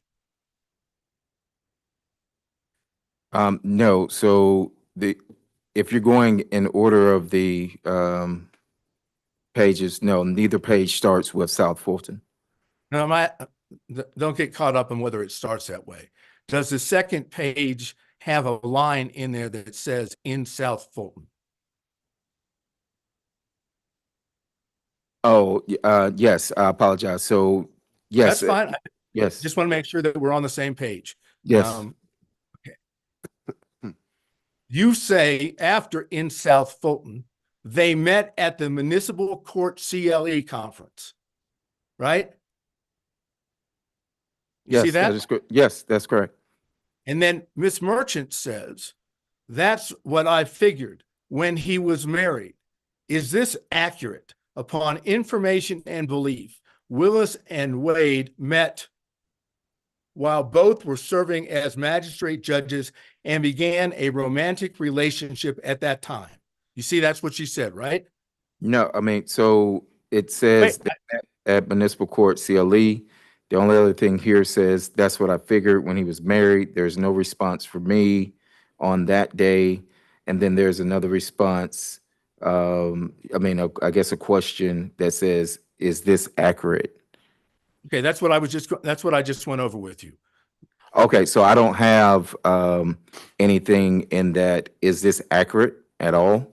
I can show the court. It's just, it just says, is this accurate with the question mark? I don't have anything following that. You don't have, after that, upon information and belief, Willis and Wade met while both were serving as magistrate judges and began a romantic relationship. Yeah, okay, I apologize. It goes to the next page. I apologize. No problem. Just want to make sure that No, I see that now. Yes. All right. So that's what I just read is exactly what Miss Merchant said to you in the text, right? Yes, that was in the text. Is it accurate upon further information? Yes, that's there. And yes. Again, since you have told us that you were speculating when you gave the answer that we went over with previously, on this one, you don't say, I don't know. You simply correct her by saying no, municipal court, right? Yes, so she asked, was it accurate? And I said it wasn't accurate. No, it wasn't accurate. It was municipal court. Right. And when you said it wasn't accurate, it was municipal court, you didn't say, no, that's not accurate. They didn't start a romantic relationship at that time, correct?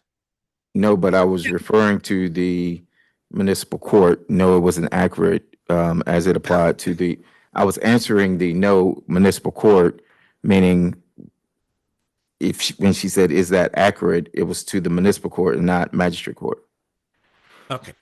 But you didn't say that the rest of what she asked you was accurate. You didn't say, no, that's inaccurate. That's not true. That's not accurate. You simply said the only thing that wasn't accurate was municipal court should be there instead of magistrate, right? So I was answering the question of, it was a compound question. And I was answering the question of, she wrote magistrate court and I said, no, municipal court. Right, but it's not compound. It's one statement upon Mr. Sadow. information. I'm sorry. No, that's okay. I know the feedback and the delay is complicates things, but I think you've adequately made your point here, and I don't think we need to belabor it much longer. Let's move on to the next issue. Okay, thank you, Your Honor. Mr. Bradley, prior to coming into court today, did you and your lawyer meet with anyone from the district attorney's office? No. I mean, no, not that I know, I'm aware of, no. Have you I had did not meet to anyone. I'm sorry. I did not meet with anyone outside of my attorneys. Did you have any conversation? Not I meeting. did not. Conversation. I did not. So you have not spoken, if I understand you correctly, prior to coming into court today, you've not spoken with the prosecutors. No.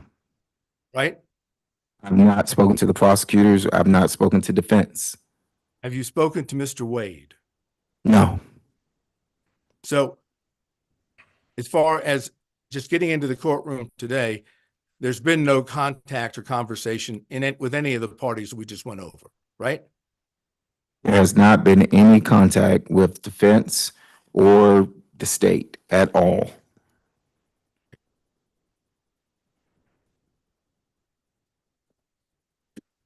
I think I have basically just one or two more questions. Why would you see the need to speculate when you were texting with Miss Merchant? I think we did cover that one, Mr. Sadow. I think that exact question was already put to him. What would be the next one? I'm trying to look. Let's go to 27. Defense Exhibit 27. Do you have that now, sir? I do, sir. All right. Would you look at it and tell me whether or not the Defense Exhibit 27 appears to be accurate? Because I want to seek to introduce it into evidence. It consists of an email to you from Miss Merchant and a text response from you, correct? But the text response was not in response. So yes, it does consist of the email and a text response. I'm not saying that that text response applies to the entire email that was sent. All I've asked you right now is, is the email and the text, are those accurate in the interaction that makes up Defense Exhibit 27? As it applies to the stapling of the email and the stapling of a text message chain, yes, that is Defendant's Exhibit 27. This is, it's accurate. Okay, I would move Defense Exhibit 27 in. I believe it was treated the same way as 26 last time, Your Honor. Same objections, Mr. Abadi? Yes, Judge. All right, overruled. Any other objections from defense counsel? Seeing none, Defendant's Exhibit 27 is admitted. Anything else, Mr. Sadow? Yeah, I don't know whether you'll find this objectionable or not. I'll ask it, and obviously. Mr. Bradley, you realize that if you were to testify under oath, that you knew from Mr. Wade that the relationship between him and Miss Willis existed before the contract in November 1st of 2021, that if you testified that you knew that from Mr. Wade, that would show that both Miss Willis and Mr. Wade had lied under oath. You know that, don't you? Yeah, I'm gonna object. I think that's going to call for an opinion on the credibility of another testifying witness. So I don't think that would be an appropriate question. Then that's all I have, Your Honor. Thank you, Mr. Sadow. Mr. Stockton. Just briefly, Judge. We'll see. Mr. Bradley, do I understand from your prior testimony that Ms. Merchant sent you a motion to review prior to her filing it? Objection. Calls for cumulative answers. Right. I'm going to give him just a little bit. All right, Mr. Stockton, maybe this is going somewhere else. Did Mrs. Merchant send you a motion prior to January 8th of 2024 for you to review? That is correct. And did you in fact review that motion? That is correct. And did you indicate to Ms. Merchant that the contents of that motion seemed okay to you? Well, so you're referring to Exhibit 27, which, as I stated a few minutes ago, one is an email, one is a text chain. So in the text chain, when I never responded to the email, I never responded looks good or anything to the email that was sent to me. However, in the text chain, what you all are trying to merge together is the fact that I was asked about the contract, and that contract was $74,000, and me being added back to that. So when I said, and I think before that in that text, it referred to me being added back, and at that time I said yes, looks good. And you're aware and you recall that when Ms. Merchant presented you with that motion, she asked you not to disclose it to anyone until she filed it. Is that correct? We are covering, I think, the last 5 or 6 questions. We've covered ground. Let's get to that ultimate point. I'm trying to get there, Judge, I promise you. Okay. Repeat the question, I'm sorry. She asked you not to disclose that motion to anybody until she filed it, correct? I think so. I think that was in the text message, yes. And you knew, in fact, it was her intention to file that motion, correct? The actual motion that she, that was sent? Yes. I knew that she was going to file a motion, yes. I do not think that that was the final draft, or it could have been that she was working on it, but yes, I knew that she was going to file some motion, yes. And you knew that she presented that motion to you for your review so that she could make sure it was accurate, correct? Your Honor, I'm going to object. All this is asked and answered in cumulative. All right, noted. I think Mr. Stockton's getting to the next point. So why don't we just ask that one? Is that correct? Did you Why know don't that? we I thought why don't we you, combine that with the next question, so we're not having to lay bit by bit every single time. Mr. Bradley, you knew that Mrs. Merchant was relying on your review to ensure the accuracy of that motion prior to filing it, correct? Speculation as to what he knew that Miss Merchant knew. No, I'd overrule that. Mr. Bradley? no, so once again, I was excluded from the footnote of that motion, and my review of it, and I said, hey, you need to add me back to the footnote because I did have a contract and I did receive 74,000.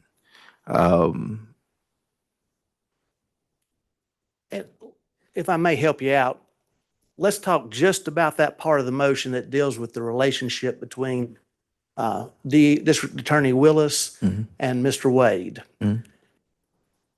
When you reviewed that, you knew that Ms. Merchant. No, I did not know that she was relying on me for any relying on me for any accuracy other than what was put in there. If there The was, 74,000. Mr. Bradley, if there was something patently faults in that motion, you would have told Ms. Merchant, wouldn't you?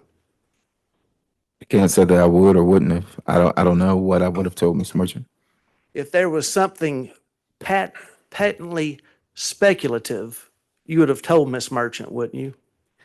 I don't know what I would have told Ms. Merchant. She asked me, was it accurate? We were discussing the 74,000 that was left out. Again, if I may direct you just to that portion dealing with the relationship between Mrs. Willis and Mr. Wade. You didn't tell her that there was anything patently false in that because you didn't see anything patently false in that motion as it relates to the relationship.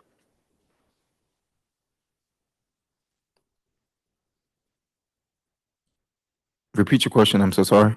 You did not inform Mrs. Merchant that there was anything patently false in that motion that you were presented with as it concerns the relationship because you did not see anything that was patently false, correct? Objection asked and answered cumulative. All right, next question, Mr. Stockton. Sustained. And you didn't see anything that was speculative in there either, did you? Asked and answered cumulative. I know, sustained, Mr. Stockton. I just want to ask you one more question. I'm coming at from the other way that Mr. Sadow did. Did anybody from the district attorney's office or any witnesses in this case contact you about Ms. Merchant's motion from January the 8th of 2004 until today? Did anyone contact me about her motion? Yes, from the district attorney's office or any witnesses or anybody else involved with the case besides the defense? Other than the only personal call that I had was with Gabe Banks. I never spoke to anyone else, and to my knowledge, he's not a part of this, so. That's all I got, Judge. Thank you, Mr. Stockton. Mr. Durham, if you're still with us. No questions, Your Honor. Thank you, sir. Mr. McDougall.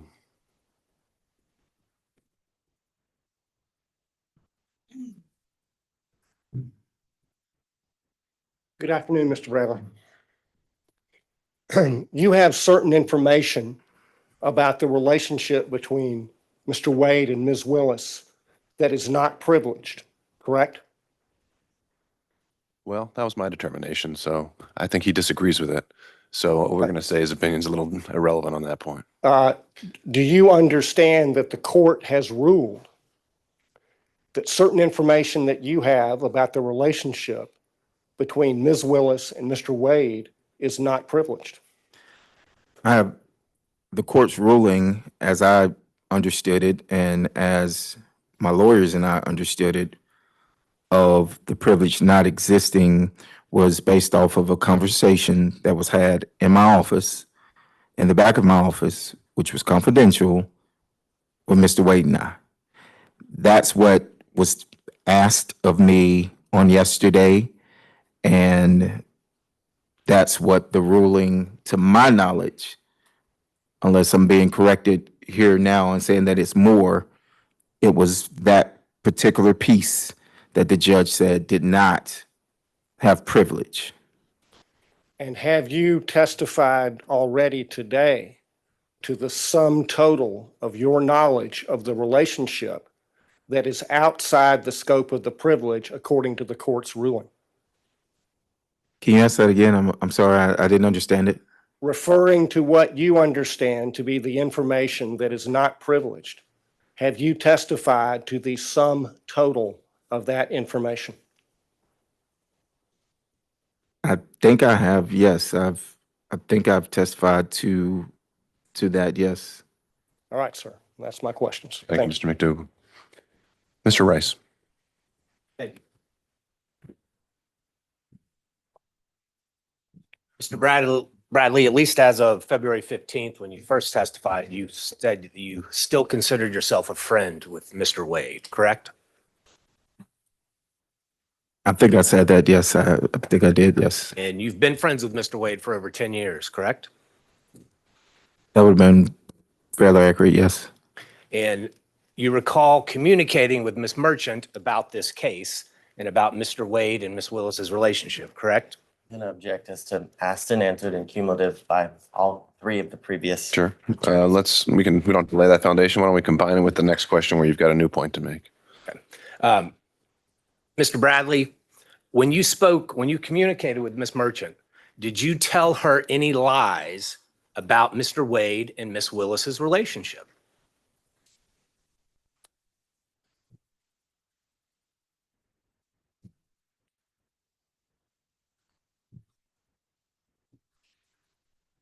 Did I lie to Miss? That's a simple question, Mr. Bradley. You're a lawyer. Did you lie to Ms. Merchant when you told her facts about Mr. Wade and Ms. Willis's relationship?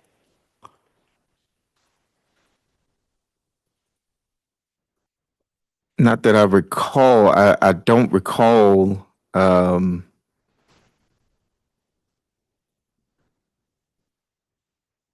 I mentioned earlier that I speculated on some things. I've testified to what I did know.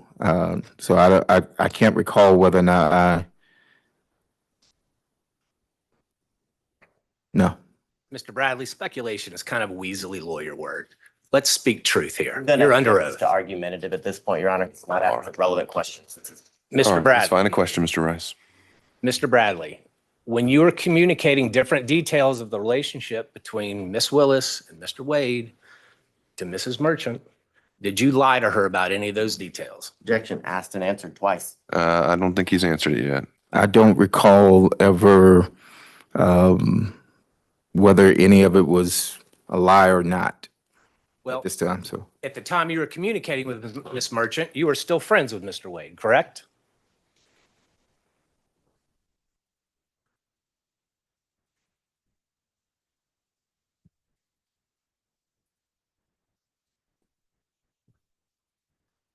yes, And at the time you were communicating with Miss Merchant, you knew that she was talking to you in her role and capacity as an attorney in this case, correct? correct. And you knew that she was going to use that information to somehow benefit and file a motion, benefit her client, correct? Object as to I did not know that. Okay, So see- I did not. Well, I'm sorry. So as an attorney yourself, you are testifying here under oath that you had no idea what Miss Merchant was going to do with all the details that you were giving her about Wade and Willis's relationship. So at the time, no, I did not. I knew that Miss Merchant was gathering information. That is correct. Okay. And did you lie to her when you told her that the relationship began All right. before 2020? I don't think we need to drill into specifics. He's covered it at a high level. I don't think we're going to get much out of this. Mr. Bradley, isn't it true the only thing that has really changed? Well, you were speaking to Miss Merchant, whether by text or by telephone. You never said to her that I don't remember or that I'm speculating, correct?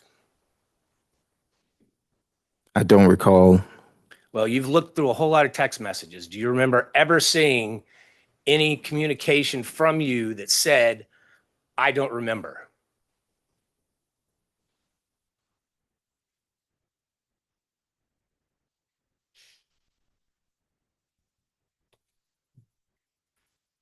Yeah, through the messages that I don't have all the messages in front of me, but no, I don't recall if I ever said I don't remember. Do you recall seeing any text messages where you replied to her or gave her details where you said, I am speculating about this detail? No, I never used the word speculating. No. And the only thing that's changed between then and now is that phone call from Nathan Wade's friend, Gray Banks, correct? No, well, Gabe was my friend, and I actually stated that the first day that I was here was that I've known Gabe for a few years, and that we were not were, but we are fraternity brothers. And so I never said that, that anything changed behind Gabe Banks. So you never told Miss Merchant that you were worried that they were threatening you? Objection asked and answered when he was asked this on February 16th and today. Mr. Rice, we've covered this. And just to be clear, you didn't attend college with Mr. Banks, did you? I did not attend college with Mr. Banks. When you referred to him as your fraternity brother, y'all just both happened to have pledged the same fraternity, different colleges, different chapters. Well, that's what we consider fraternity brothers, yes, sir. And as a normal course of your relationships with your friends, do you pass on lies about your friends?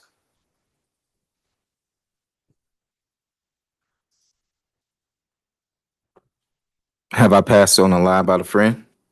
Is that what you're asking? Is that something you normally do, Mr. Bradley? Do you tell lies about your friends?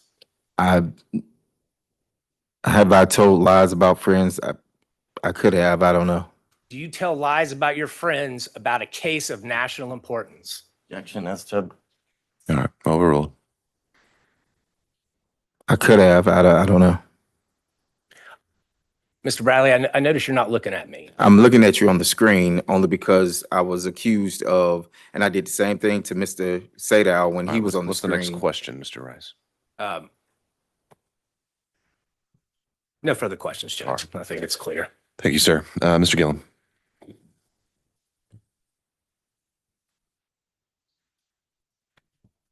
Good afternoon, Mr. Bradley.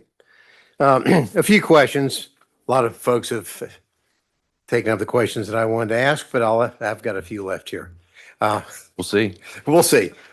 You said Mr. Bradley, you said you didn't know what Ms. Merchant was going to be doing with the motion that she sent you. You remember that testimony a few minutes ago? I think I said I didn't know that. I knew that she was gathering information, yes. Well, let's look at the title of the motion that she sent you.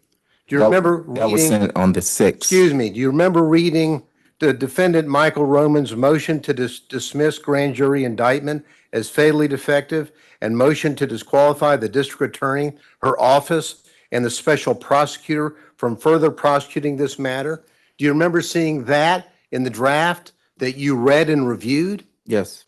So when you tell this court that you didn't know what she was what she was going to do, she kind of gave you a hint, didn't she, in the title of the motion that she sent for you to read? Didn't she? Yes or no? I read the title of what the motion was. And there wasn't anything in the title that threw you off. Pretty straightforward speaking title, isn't it? Correct. So you knew that what she wanted was information from you so that she could then file a motion to dismiss the grand jury indictment, to motion to disqualify the district attorney and her office and the special prosecutor from further prosecuting the matter, right? I'm going to object to speculation. You knew that, didn't you? Overruled. Yes or no? When she sent that motion, yes. Okay. And you knew that the special prosecutor that to whom she was referring in that motion was Mr. Wade, correct? You knew that. Yes. Because you read the motion, you said you reviewed it, correct? Yes. And we're not going to go over all of the, number one, because we don't have time, and number two, the court wouldn't let me. But but there are a few things that I do want to ask you about in that response, in that aspect. Now, in that motion that you said you reviewed, on page 6 of that motion, well, on page 5, it starts off with, how do we know this? And there's a question mark. All right. Yeah, Mr. Gillen, I can appreciate what you're doing. I think that's something you can do at argument. He's said as a whole that he got the motion and he's had his response as to his opinion of how he handled it. I don't see that, again, this really being necessary to go through it line by line of what. Well, a little indulgence, Your Honor. I'm not going to go, this isn't going to be a 40-minute death march through the motion. I would like to ask about a few bullet points that capture under this, and then I'll move on. But I would ask the court's indulgence in that respect. Again, I think he I think we've covered it. And I think that you'll be able to argue that this was in that motion and that he had a chance to review it and he never objected to anything in there or raised it. So That's a problem, and always ending up last, asking it very questions. much is. And next time I'll reshuffle the order. Well, we did earlier with Mr. Yeah. Wade, and then I hear you. that was kind enough, I and hear then you. the court said we had to go. Y'all need to draw straws next time. There we go. I'll go with that. All right. Anything Thank you, else? Ron. That's all I Okay. have. Okay. We had Mr. Kucherov potentially still on Zoom. Yes, Your Honor, and I have just a few questions. All right. Could we add a spotlight to Mr. Kucherov? I'll let you know when we're able to proceed.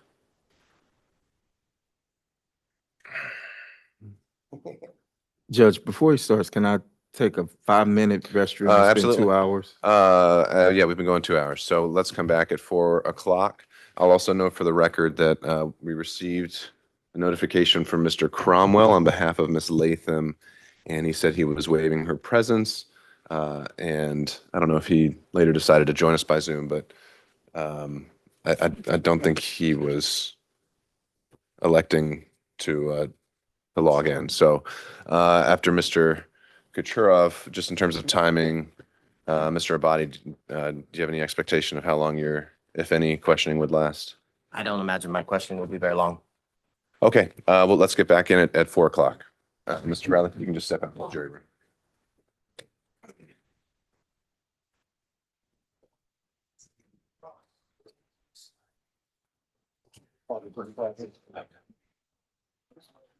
Straight up. Hey, Mike. Who wants to talk to you?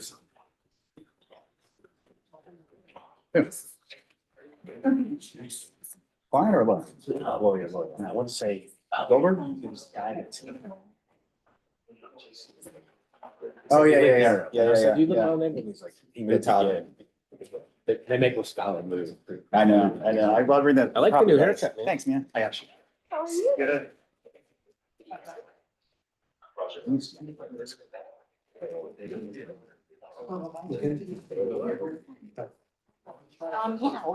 find somebody. I'll get one for you. Thanks, bro.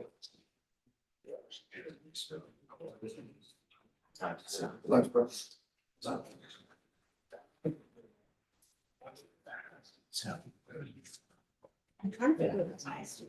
Yeah. Well, so what I'm doing. Yes. Went out.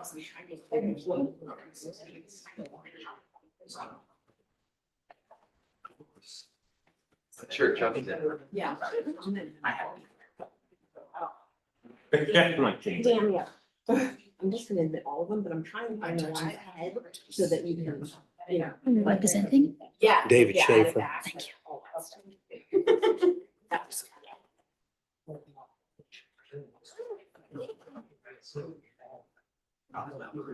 Okay, oh, that's sugar.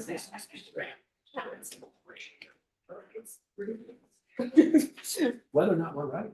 Right, exactly. More than a good faith basis. More, yeah, like not even. Yeah, I ain't.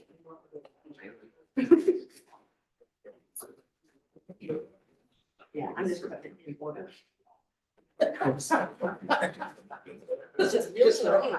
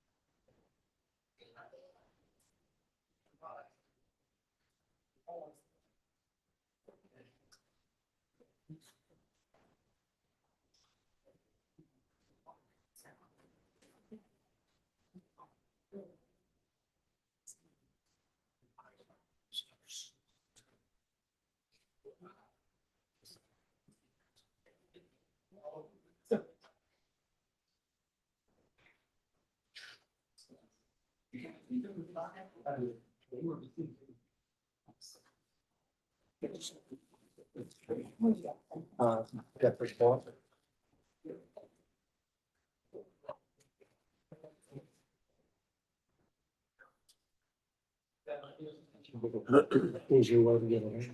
There you go. Thanks so much.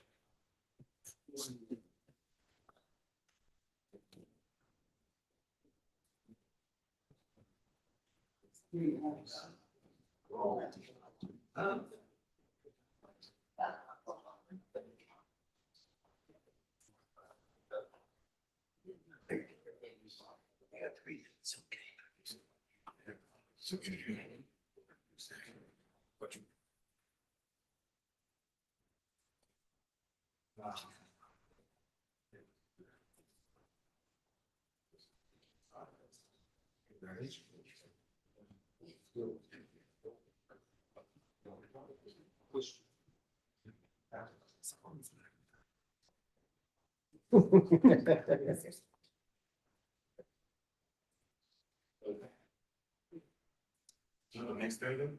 This Thursday. Yeah, but that's super cool. It only gets you.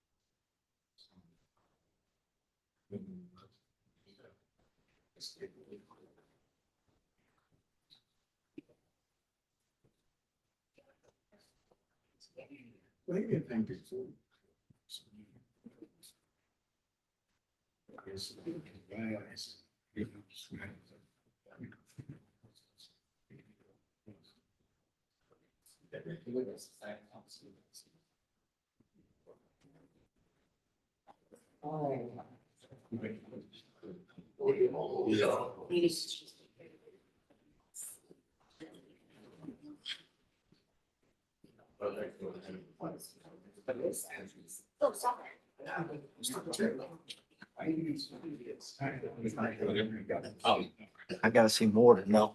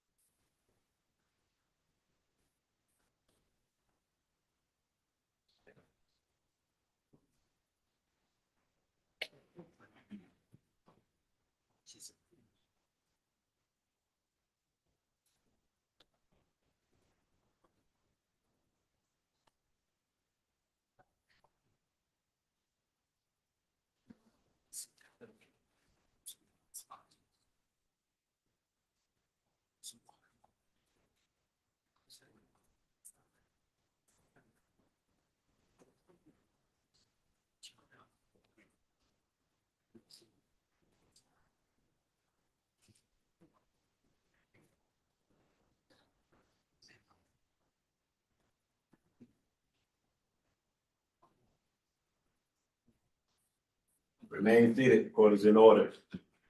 All right, thank you. Mr. Kucherov, are you still with us? I am, Your Honor. All right, then let's go back on the record. We have Mr. Bradley here, and everyone else is here as well. You may proceed. Mr. Bradley, did you use any documents to prepare for your testimony today? No, I did not. When was the last time you spoke with Gabe Banks? The day that I don't have the date, but it was the date of whenever the phone call happened. And you know his wife, Kyra Banks, works for the DA's office, right? Yes, correct. When was the last time you spoke to Mr. Wade? I'm spoken to Mr. Wade personally in a year, 2 years actually, when I left the firm. Miss Willis? I never, my interaction with Miss Willis was never where I would pick up the phone and talk to her, or that she would, or anything like that. So you didn't hang out with Miss Willis? You didn't have a personal relationship with her? No, I never had a personal relationship. I mentioned before that I went to a dinner that was after she was elected. That was at a steakhouse, but it was some 75 to 100 people there. So you knew of her, you just didn't have a business relationship or a personal relationship with her, or at least a close one. I knew of her from she was in the DA's office and I had criminal cases, but I did not personally know her, no. And not having known her, not really hanging out with her, you've got a contract from her office. I'm gonna just object as to cumulative asked and answered throughout the multiple. All right, days. Mr. Kucherov, I think we covered this ground on the 16th about the contracts. Do you have are you going somewhere else with this? I am, Judge. If you give me a little latitude, I'll tie it All right right. down. Okay, you may proceed. You got a contract from the office, not knowing or having a good relationship or a good working business relationship with Miss Willis. That's correct. That's because Nathan Wade steered that contract to you. I don't know how it came about, but it was presented to me at the office about the contract, correct? Who presented it to you? Mr. Wade? Yes. And he owed you money, you said at one point. Say that again?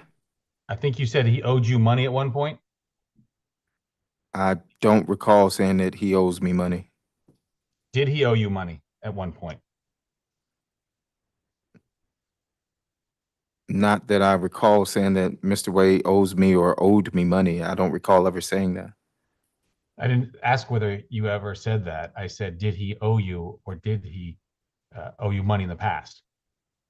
No, he didn't owe me money. And so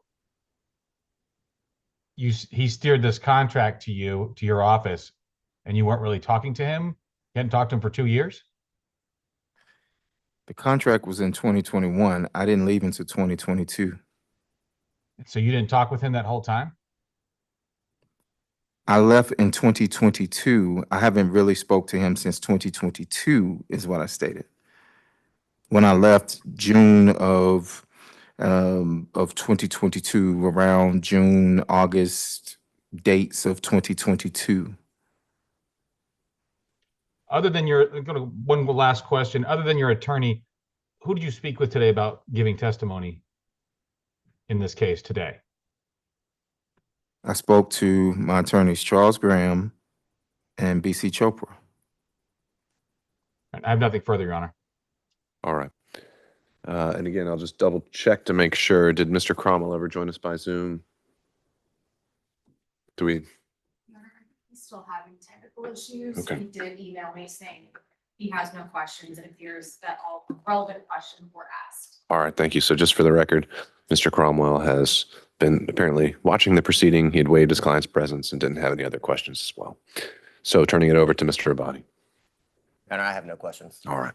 Mr. Bradley, you can step down. Thank you, sir. Judge, you want these exhibits? Yeah, I'll take this one. Good night.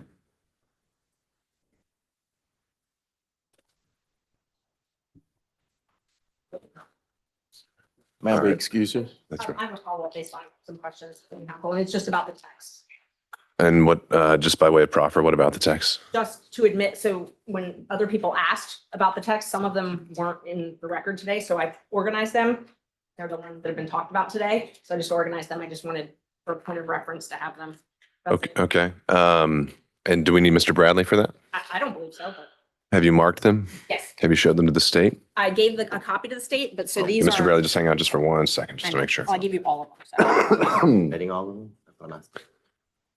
you can, you have to. If you want. I do not object. And I think it's like, yeah. And while he's looking at that, Mr. Bradley handed me Defense Exhibit 23, 24, 25. Judge, I didn't realize that they were in my folder. Oh, is that from the hearing? From on Friday? All right, well, thanks for returning those. Fine. You got that out. The reason that goes in is because you. Let me make sure. Which ones are you admitting? Because of your objections. Front part and the back part of this. You have an objection to any of them, you can tell me, or you can admit. Okay, so I've got 23, 24, 25. Anything else in your binder? All right, good. Okay, and have we come to any conclusions on, what, I'm sorry, how did you mark it? I think we're up to 39. Surprisingly, the state objects. All right, Defense Exhibit 39 is tendered and admitted without objection. Well, no. Oh, I'm sorry. Oh, okay. Text messages that weren't referenced today with, or confronted, with, Okay. as it relates to Mr. Bradley. So these are additional text messages, Ms. Merchant? Yeah, so what I did was they objected that they weren't complete because like the first part of the text wasn't there. It was just like, oh, there was something before that was said. So what I did was I spent this whole time trying to line them up so that I had the beginning of the text, the middle, based on their objection. They have all the text. They can admit all of them if they want them complete. And All right, how about, I'll just do this. Just, I understand the desire just to have the complete text chain, just for purposes of completing the record. You know, I think that there's no point in having him sit here and authenticate every single one of them. So I'm willing to admit it as a court's exhibit. And only the exhibits, though, that had been previously tendered or referenced in testimony would be ones that actually are relied on for making any findings. But just so it's on the record, we have the complete text chain, should that ever be an issue for some reason. Any thoughts about that, Mr. Avati? My only thoughts are this is not the complete text chain. I was able to briefly look at Miss Merchant's phone when she allowed us to have it for seconds, minutes, and there are text messages I know that I saw that are not in what is purported to be State's Exhibit 39. Okay, all right, Ms. Merchant, what about that? I let them take screenshots of the ones that they thought weren't there, and he sent them to himself on my phone. I have also offered to hook my phone up to whatever it is. My phone's an iPhone, his is an Android. I can't download like you could in a normal text. I told them if they had a system to get all of my texts, they can have every single one of them. We can definitely do that. Your Honor, Yeah, Mr. Rice. text that she's submitting now and tendering into evidence, they are specific parts of the conversation. The entire text chain isn't a continuous conversation subject to Rule 601. Those particular parts, given the witness's testimony, should be admitted as substantive evidence to fire inconsistent statements with this testimony today. It would be up to the government, the state, if they then want to introduce the rest of it, have at it. Yeah. Sure. I think that's a fair point that if he had been confronted with a particular text, that could have been the opportunity to admit it as a prior inconsistent statement for impeachment. And some of them were, but apparently some of them were not. Taking those out. So it's gonna, I'm taking out the ones that they said he wasn't confronted with, and I'm just going to admit the ones that he was confronted with then. That's fine. It just makes it more confusing, but it's fine. All right. So we have a newly marked, newly compiled 39. Let's see what the state thinks of that one.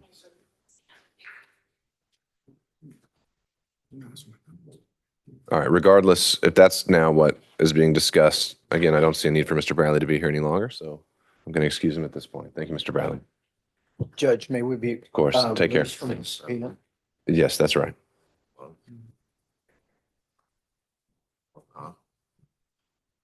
Like it was preferred.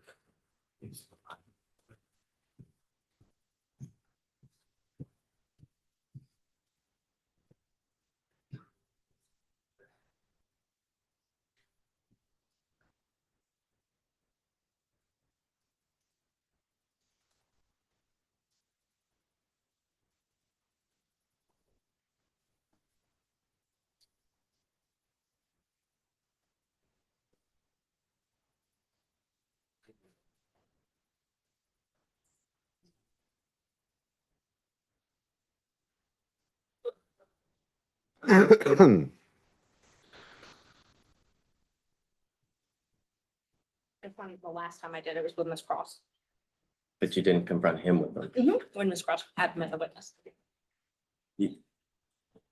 I did that one. And then this one we talked about, yeah. Okay, so, So where are we with Defense Exhibit 39? it might be helpful if you looked at them so you know what we're talking about, but I confronted him with all of This these. is your, this is 26. You've already got it. Right, I know. So you're. Exhibit 26, I put in so that it made sense, so you could read it. You know, when you're reading a text and it's a conversation, Sure. they're upset that they're not in order now, I guess. I don't really understand, but if you want to look at them, you can.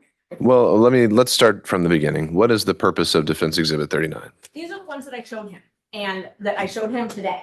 So there were a lot of follow-up questions on it. And so I realized, okay, well, they should just be in the record because other people are referring to my texts and they might as well just be in the record. And he authenticated all of them. All right. So And Mr. Rice?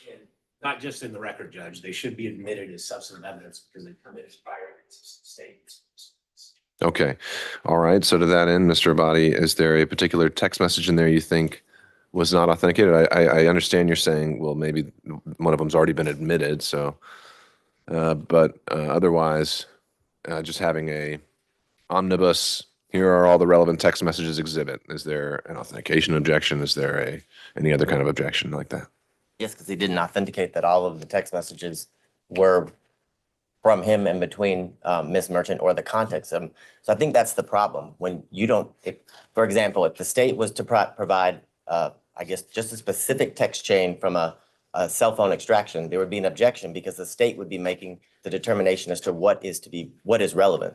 Really, all the information should be turned over, and it's for the parties to object and Your Honor to determine which parts of the conversation are relevant or not. I don't have all of the conversation. The conversation starts in September, and then, so there's a few text messages from September, and then we jump to January.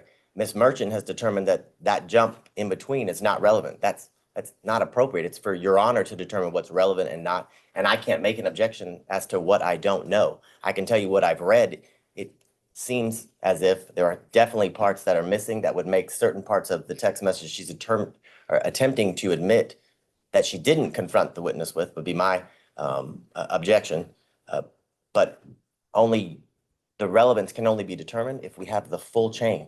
So she's determined which ones are relevant. That's your job. Sure. So didn't she just try to do the full chain as an exhibit just a moment ago? No, we don't have the full chain. The full chain is text messages that begin in September and continue down. That's not contained in that entire package. They're on her phone. Okay. She'd like us to do it in a track. That's just that chain. All We have to right, do Ms. Merchant, technology. and then Mr. Gillen. not a problem. And I offered that when we were here before and I was told they didn't have that technology. But let me just go through them one by one. It might be easier. I was trying to just do it quickly all You together. can just hand them to me. So the first. Just hand them to me. I can read them. And And I marked them all separate. while I'm reading them, Mr. Gillen, what did you have to add? Brief point, Your Honor. Apparently, this merchant has allowed the state to take screenshots of what they now contend would be the larger perspective on, and I disagree with them about the rule of completeness, but it's their job when something is admitted that if they have an objection because the context is not appropriate, they then move. And the state should move the rule of completeness, the admissibility of the other emails chain that they had. So the real issue here is their failure to comply with the rule of completeness once they have the material from the last hearing that they took screenshots of. Well, isn't that what he's doing now? Because now they're being tendered?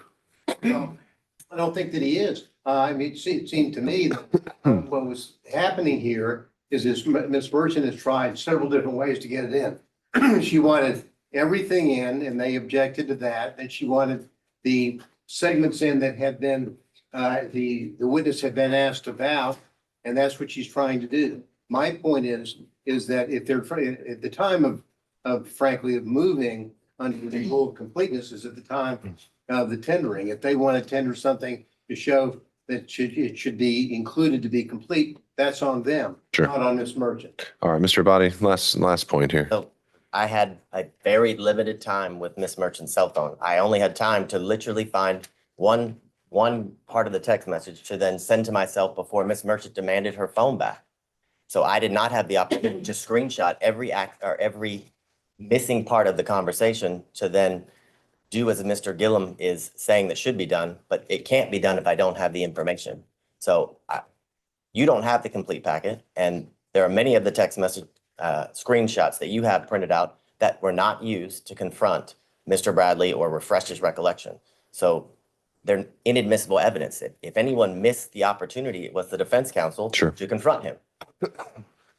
All right. I don't think we need to get back and forth any further. Ms. Merchant, you've offered, you said, to print out a complete chain of every text exchange with Mr. Bradley since you began corresponding with him.